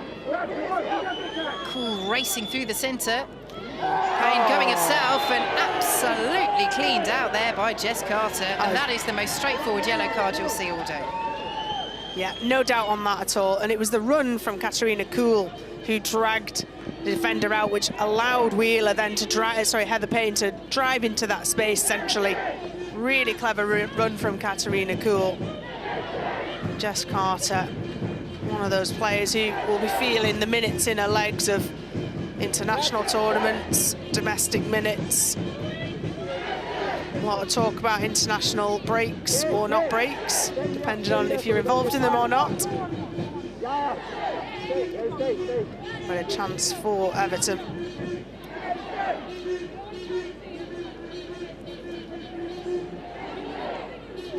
Zecira Mušević organising that wall. Hey, Martina, follow up, follow up. Stanovic with the drive. Oh, it was a brilliant one. Rattles the woodwork. And Benison can't keep it alive. What a try from Elisa Stanovic. What a save from Mušević. It's a great strike, gets all the way through it. And Mušević goes over the wall and dips down. Watch as it has to leave it late because it needs all the power, because it was a powerful strike to be able to deflect it onto the bar. Great save from Mušević. And with Everton rattling the woodwork, here come the changes for Chelsea. And the big guns are coming on. Lauren James replacing Jelena Jankovic. Sophie Ingle is making way for Melanie Leipols. Also coming off the Chelsea, number 14, Fran Kirby will be replaced by Katerina Macario. What a moment again for her. Made her debut 2 games ago against Leicester, came off the bench after 20 months out, recovering from an ACL injury. She had complications in her recovery. It has been such a long time she's been waiting after arriving last summer of 2023 from Lyon to make that Chelsea debut. Missed the whole of last season as well for Lyon. Scored her first goal for 644 days after coming off the bench against Leicester, and now is on to try and see the holders through to the semi-finals, because once again, as we've mentioned, the FA Cup has not been straightforward for Chelsea this season. They needed a late winner in the last round against Championship side Crystal Palace. They needed extra time to get past West Ham in the 4th round, and they're being held here. And Everton will feel deservedly so at Walton Hall Park.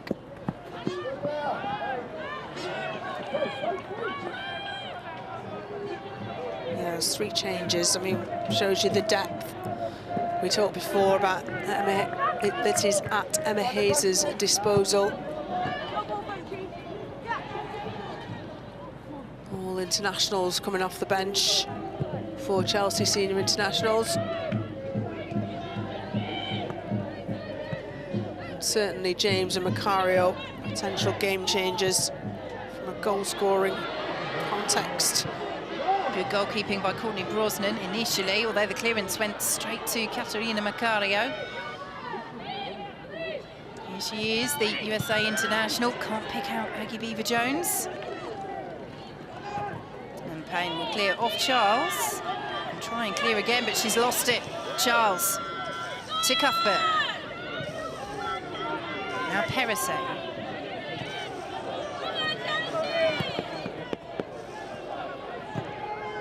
Cuthbert.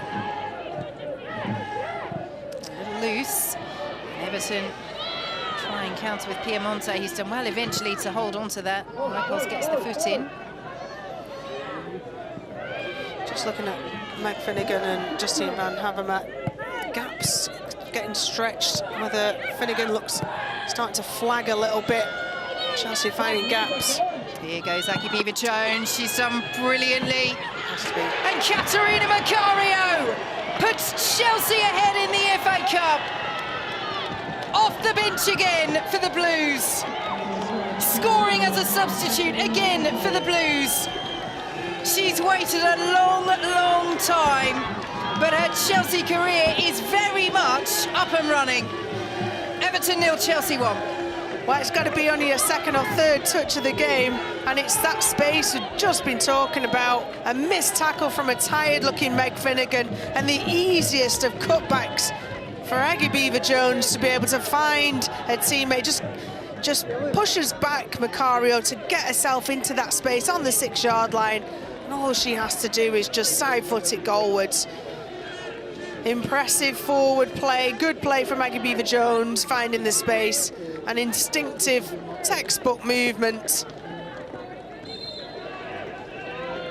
It's always ace, isn't it, as a manager, to see your sub straight on and score. Thank you. Right move. Well, she admitted, Emma Hayes, that when Macario arrived back in the summer of 2023, she didn't necessarily think it would take this long for her to recover. She'd already been out for a year with that ACL injury, but as we mentioned, she'd had setbacks in her recovery. But Macario, for her part, has said of Emma Hayes, you know, she's been absolutely brilliant, so supportive, not pressuring me to come back, which is rare. As Chelsea come again, Courtney Brosnan just deals with it for Everton. But clearly they have that connection, and although of course they won't be working together at club level for much longer, she will still work with Emma Hayes as her national team manager of the USA. I'm sure from the sounds of just that quote and from over the months that Macario's been out, that Macario will be an advocate and an ally of Emma Hayes from day one, because of that relationship that's been built at Chelsea when she does move to the US Women's National Team. Yeah, when I did my cruise ship playing for Everton in the FA Cup, actually, in the first, in the opening rounds that WSL teams got involved in January, I remember 9 months just seemed such, you know, a lifetime before you could have the surgery, and then you'd have the surgery, then you're on the road to recovery, so you're desperate to get back, and I came back too early, ended up 6 weeks later tearing a cartilage, out for another sort of 3 months of surgery, and then you're more cautious to come back, and that all of a sudden ends up being 20 months, and I'm not sure the detail of what Macario's been through, but it's easily done. And she was absolutely flying for Lyon before she did it as well, but already showing signs, just little hints, little glimmers. Oh, it would have been unfair, Vic, to have Sam Kerr and Macario as options, 2 of the world's best strikers.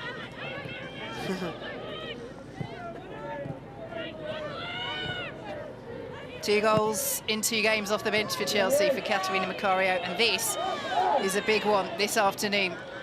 Can Chelsea double their advantage? They do in a corner, and the momentum has definitively swung. Well, absolutely has, Vic, and the way that Chelsea started the second half, players higher up the pitch, more players higher up the pitch, Aggie Beaver-Jones playing on the right or more central, it's just caused Everton endless problems in that back 4 of Everton. The gaps are appearing, a little bit of flagging. They're looking vulnerable now, Everton. So it will be the goal scorer, Macario, to take this corner for Chelsea. It's low, it's driven in, it's met by the first player. Here is Macario. Oh, intelligent pass. Beaver-Jones hadn't quite spotted the opportunity of the run, but you can see already the intelligence that Macario brings. What Beaver-Jones had done had got between Meg Finnegan and Stenovic. She got in between them. That's what Macario saw.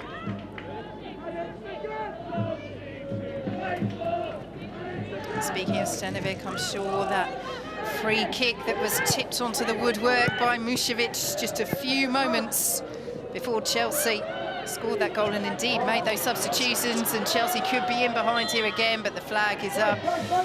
But all of a sudden, Everton just looking a little ragged at the back, although they will say, well, we held the line well there. Well, yeah, that was exemplary backline play. But, I mean, that's why for Chelsea, for a team that's looking to pursue glory on all 4 fronts, they have to have replacements such as Mušević in goal, making top saves that then 5 minutes later their team go on and score. And if you win 1-0, you know, that wouldn't have happened if you hadn't have made an absolutely blinding world-class save that Mušević has just made. For replacement number 17, Lucy Hope. So fresh legs for Everton. And a couple of players who had just started to look a little tired. Heather Payne and Katarina Kuhl replaced by Rega Madsen, one of their January arrivals from NC Courage. And Lucy Hope, formerly known as Graham, who has been an Everton stalwart for many years now. Had a big role to play when Everton upset Chelsea in the FA Cup quarter-finals back in 2020. Cleared an effort off the line at 1-0 down. They did come from behind to win. 2-1 the victory. They'll have to do so this afternoon if they're to pull off another shock. Snoyce. A little wide for Piemonte, but she will get there. Here is Stenovic against Ritin Kanarids. Benison on the stretch will get there. Here is Lucy Hope.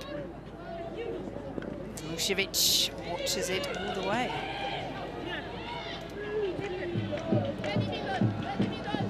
I feel Chelsea have started to turn the screw now and really stamp their authority on this game, almost clicking into cruise control. And this is the more recognisable Chelsea that we associate with the name and the quality of play, and the way that they can open teams up. Silky smooth passing, one touch, lovely play there from Macario.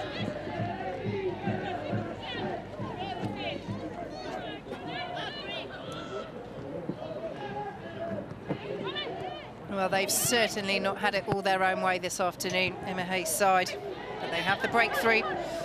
The changes have paid off. Macario with the goal in this second half. Brosnan's turn to be closed down. They can't take time like that, Stenovic.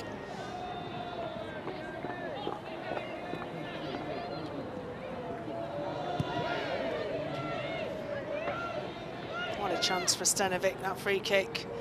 Best chance for Everton is only their second shot on goal, I think.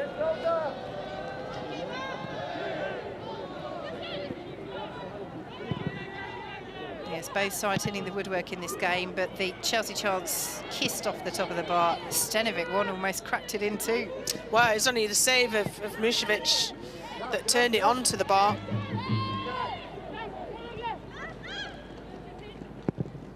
Such a good feeling when you make a save like that. I miss those years. Feel free to demonstrate.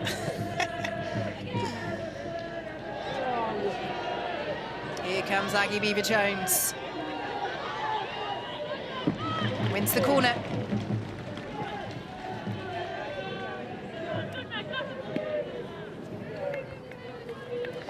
You're not dived around for a few years, it kind of starts to hurt when you suddenly decide that you think it's a good idea to do that again.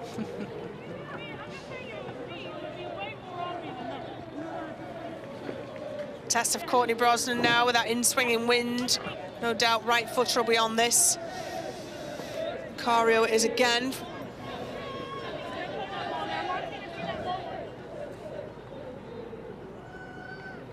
Cuthbert on the edge of the D. Macario sends it in deeper. Huskins there again. Cuthbert now does get onto it. Not the best clearance, and Chelsea looking to maintain the momentum of the attack. Here's Perisset. Charles to Carter. Decent delivery. And Beever-Jones had made the run. Didn't throw herself at it. Chelsea have kept it alive. Here is Cuthbert. Macario to send it in. Players tumbling in Beever-Jones, and in the end, it's an Everton goal kick. 15 minutes to play. Chelsea lead 1-0. I'd have had a go diving header at that. That was a beautiful ball from Jess Carter. Don't see too many diving headers nowadays, do you? But it was a wonderful ball, a great whip on it from Jess Carter on that right-hand side. What a stunner that would have been. Not off-putting at all. As a goalkeeper.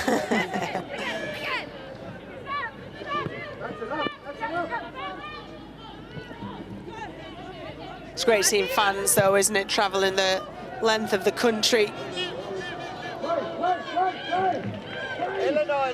Get ready. Well, they know that their side could be on for something very special this season. The quadruple is the dream.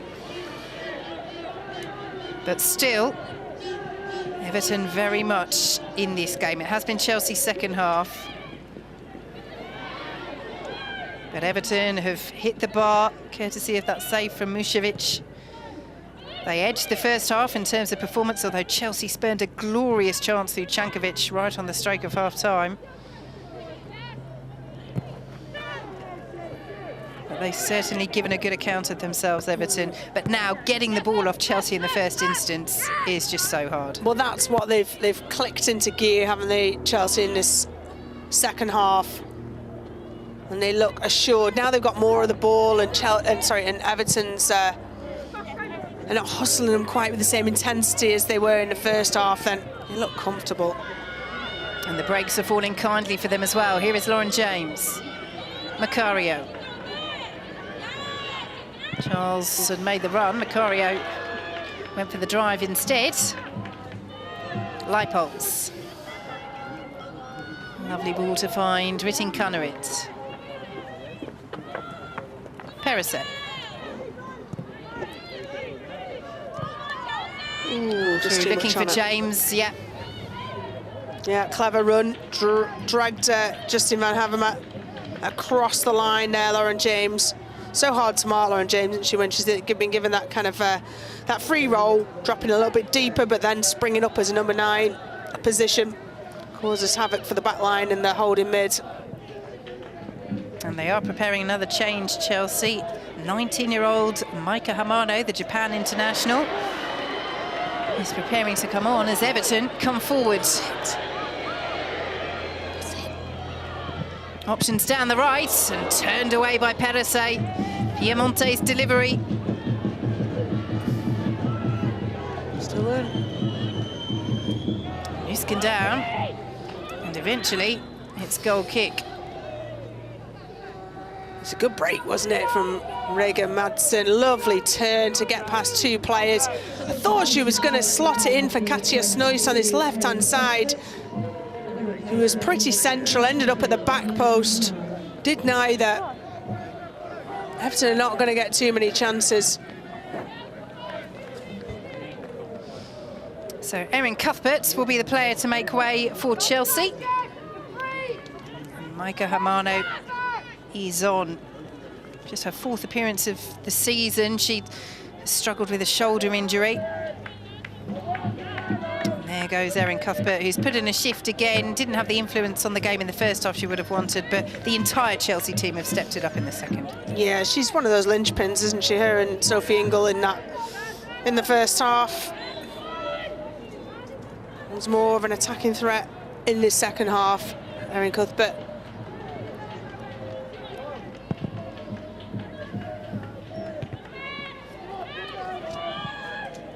Slide box. Erin Cuthbert came down from Scotland, a 17-year-old who's been there ever since.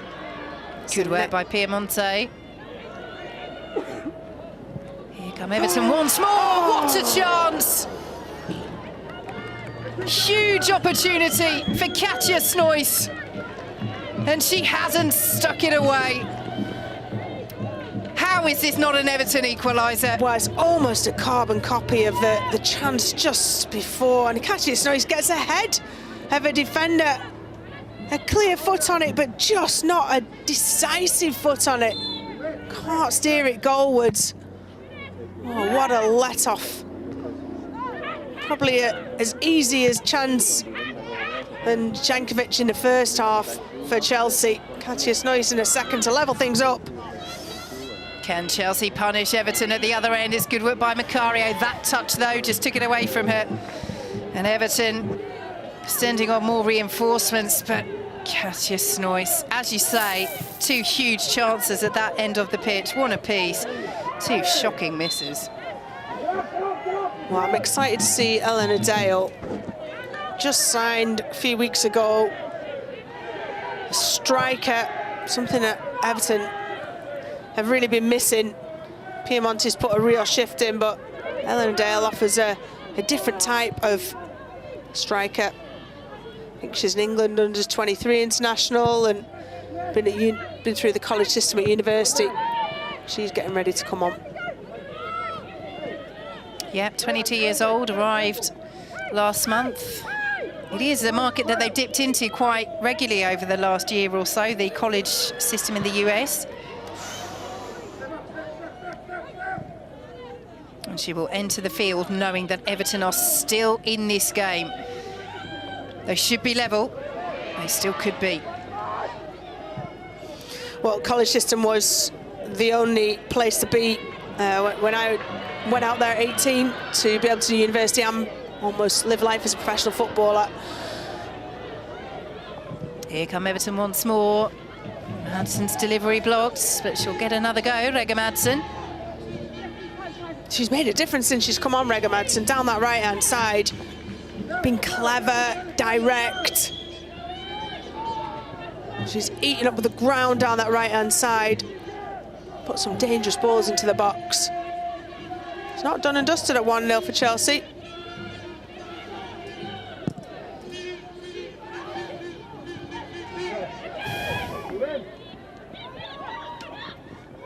Macario.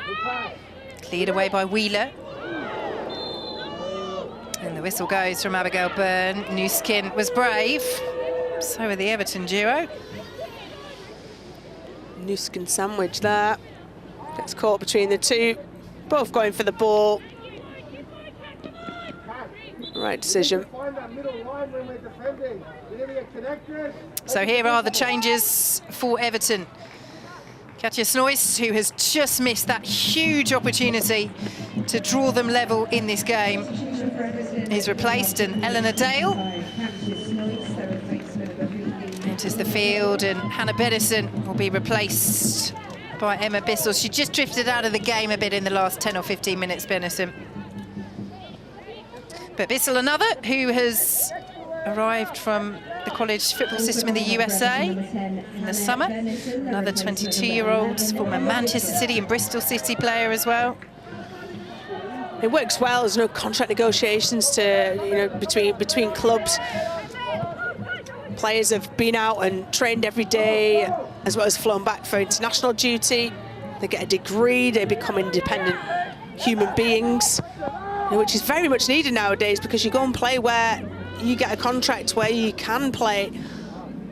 Lifestyle as a professional footballer can be lonely at times, traveling the world or the country. In 2010, when we won the FA Cup, all of our players were, there was no accommodation at Everton. You just lived in your own house and travelled to training. There might have been 1 or 2 Welsh players, but other than that, we were all English players. You look at the starting 11 today, and there's 1 English player for Everton. It's very much changed, and changed mainly for the better with the resources that are in place for the players. Well, she won't mind giving that free kick away too much, Lauren James, as long as Chelsea deal with it eventually. Oh, nice. And they do, the whistle goes, Charles is down. Whoa. Madsen conceding the free kick. Well, you may say I'm biased, but I think that there's not a lot wrong with that. Madsen's just strong. Contact coming together. Charles will know that she's a little bit fortunate. Gotta be strong, she is strong. Just maybe didn't anticipate that.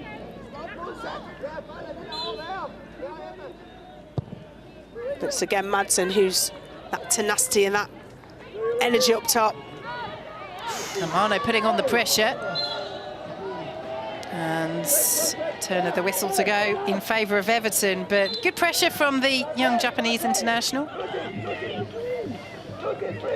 Well, any player coming to Chelsea, they are the blueprint of what most clubs want to do in the Women's Super League. Piemonte will let this bounce, and Charles eases Madsen out of the way. It's turning into a good battle there, and I'm not sure Emma Hayes will be too happy about the fact that it's often one-on-one.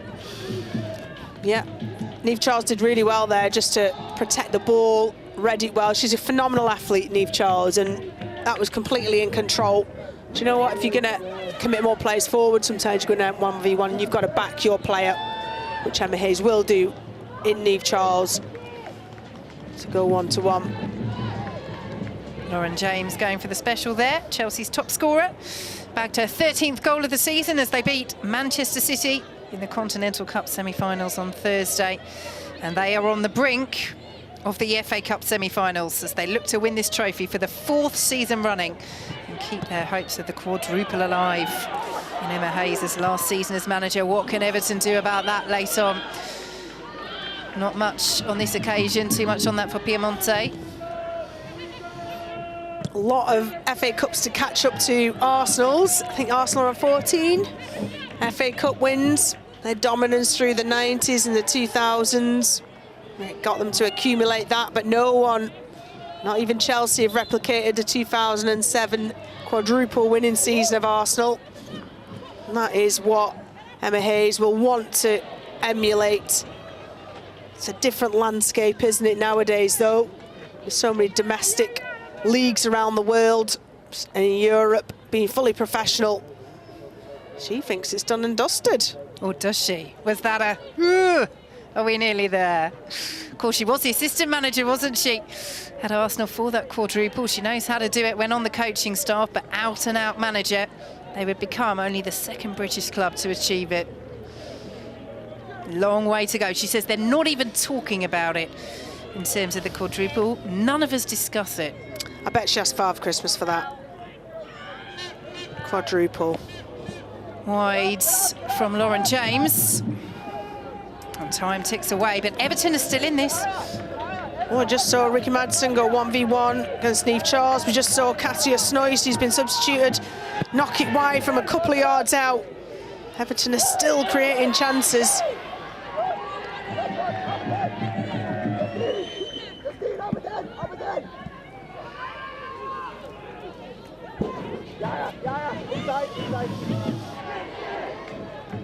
But one of those chances has to go in the next few minutes.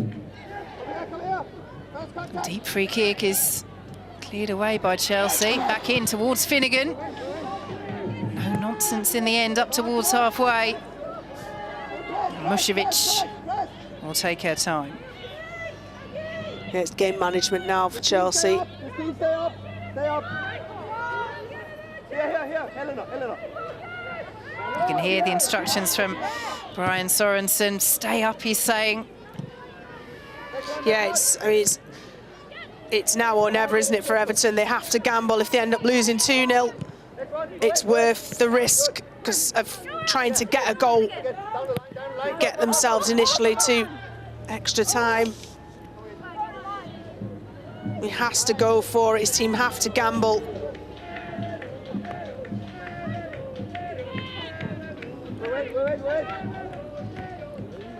Flicked on by Macario. Cleared away by Hope. Flicked on by Van Havermaet, who's playing up front now. Alan Millie Bright. You can see why.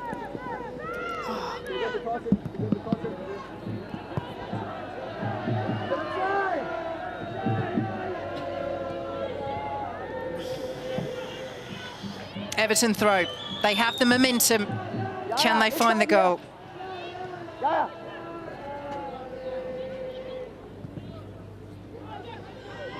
Here is James up against Finnegan, who gets the foot in. And it will be a Chelsea throw. And this 5 minutes at a time. Here we go. Good run from Lauren James. Just runs the channel, knows that she'll either get possession of the ball, and she's one of the best at maintaining possession of the ball, Lauren James, or she'll get an opportunity to eat up a few seconds of this remaining 5 minutes. Amano can't bring it down. Everton can't bring it away.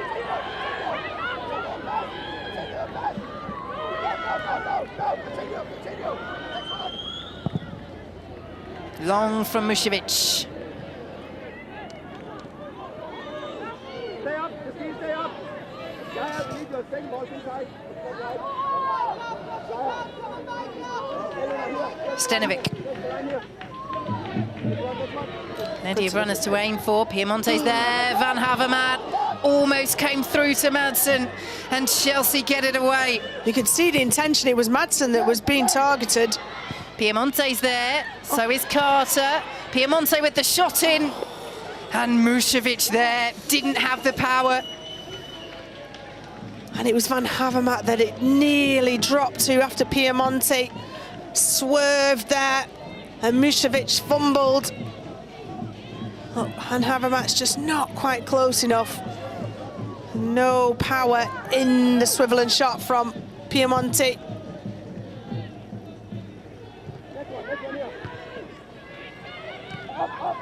Stenovic. Won't be controlled. And here come Chelsea as the game gets stretched. This is where they can look for that second goal, but the last touch looked as though it had come off Lauren James. The throw has gone the way of Chelsea, and Brian Sorensen has to be careful here. He was sent off for something that he said to one of the officials in the 3-0 loss at Chelsea last month. I have to say, it looked like an Everton throw. Well, it was an Everton throw. She's got it wrong end of, but as a manager, you've got to quickly get rid of that frustration. Forward by Piemonte. Dale will chase. Charles is there. So is Mušević.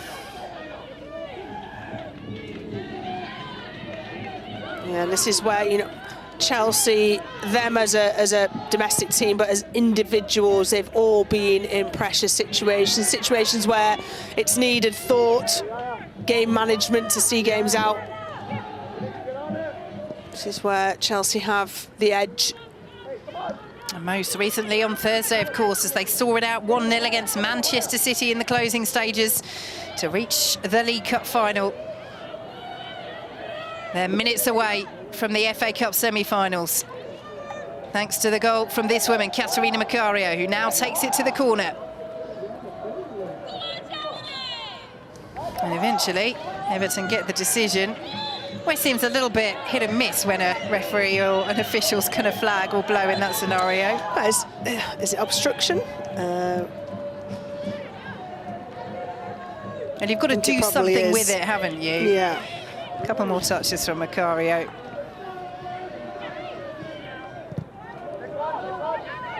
Can Everton fashion one final chance? Away by Perisset.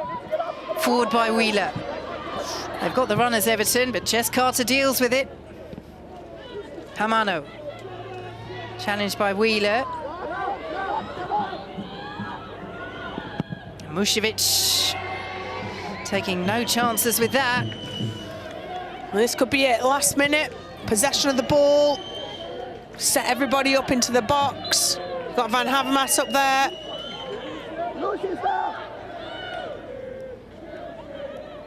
Bissell with the throw. Madsen trying the back heel. Chelsea can't counter though. Forward by the captain, Megan Finnegan. Dale had made the run. Too much on it though. Yeah, just too deep, wasn't it, for Megan Finnegan? Needed it to hang up a little bit more. Tempt or tease the goalkeeper towards the edge of a box. It was just far too easy for Mušević. Hamano.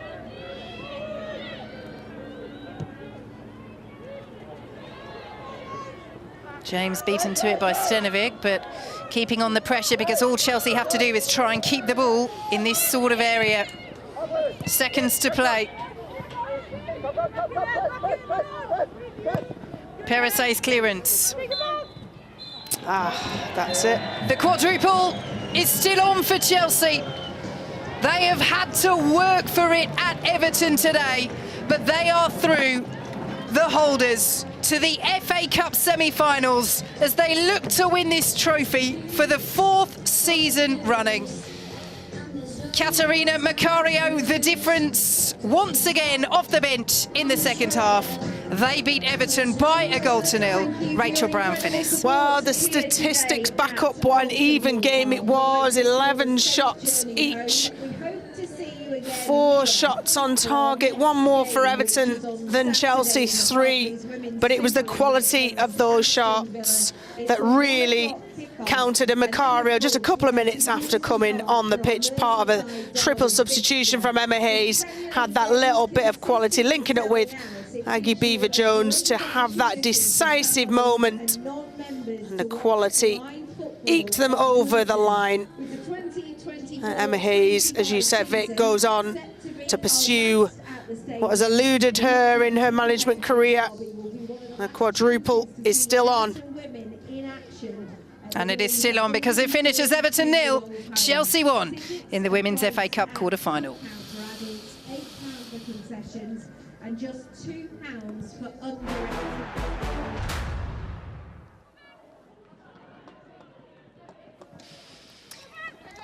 Well, there were twists and turns in this game, Rachel Brown finished, but it was Chelsea who hit the woodwork early on through a former Everton defender. Yeah, very former. Just January transfer window. Natalie Bjorn, he went off then with a calf injury.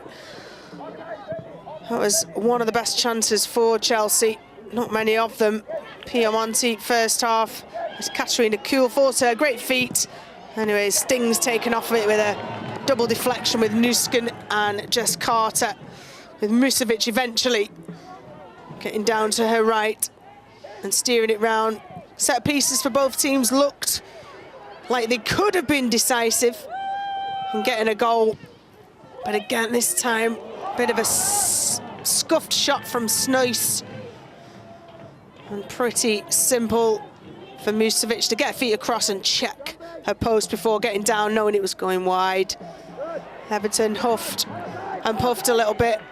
Katarina Cool picked out Heather Payne on the right. This one fell to absolutely nothing.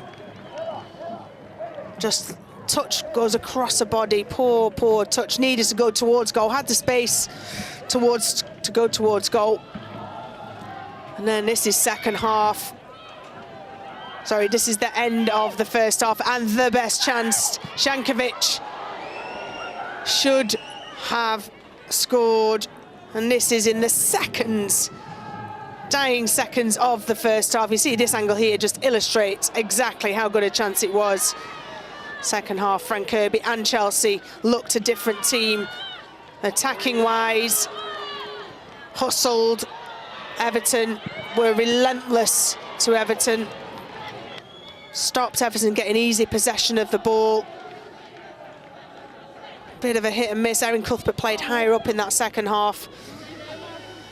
Hannah Bennison was instrumental in a lot of what Everton did really well. Lovely 1-2 with Aurora Galli there, little cut inside.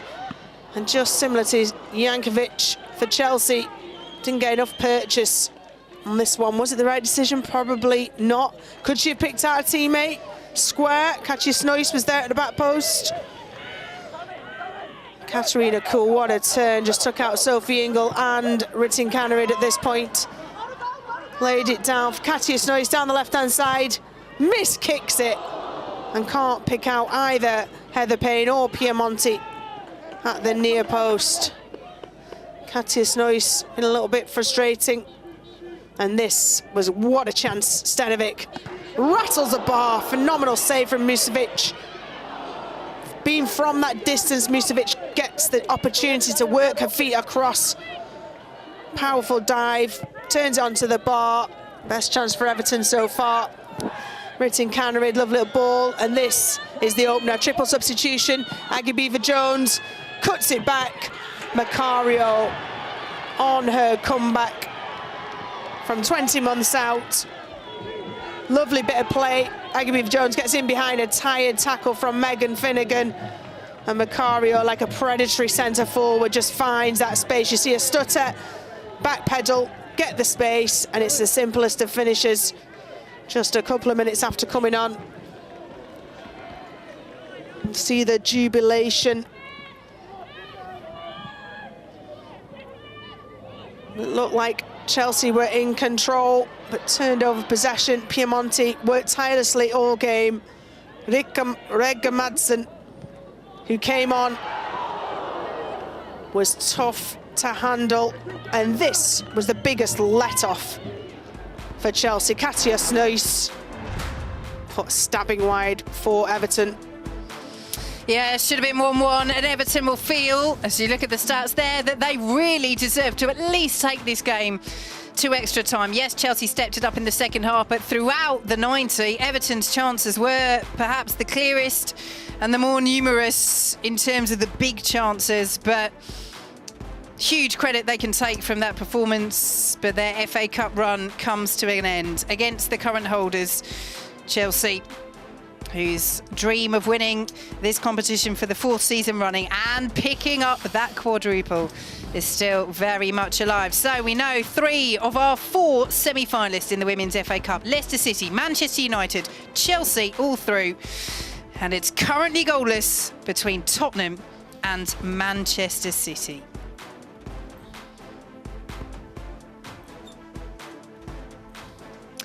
So, thank you very much for joining us wherever you've been watching this afternoon.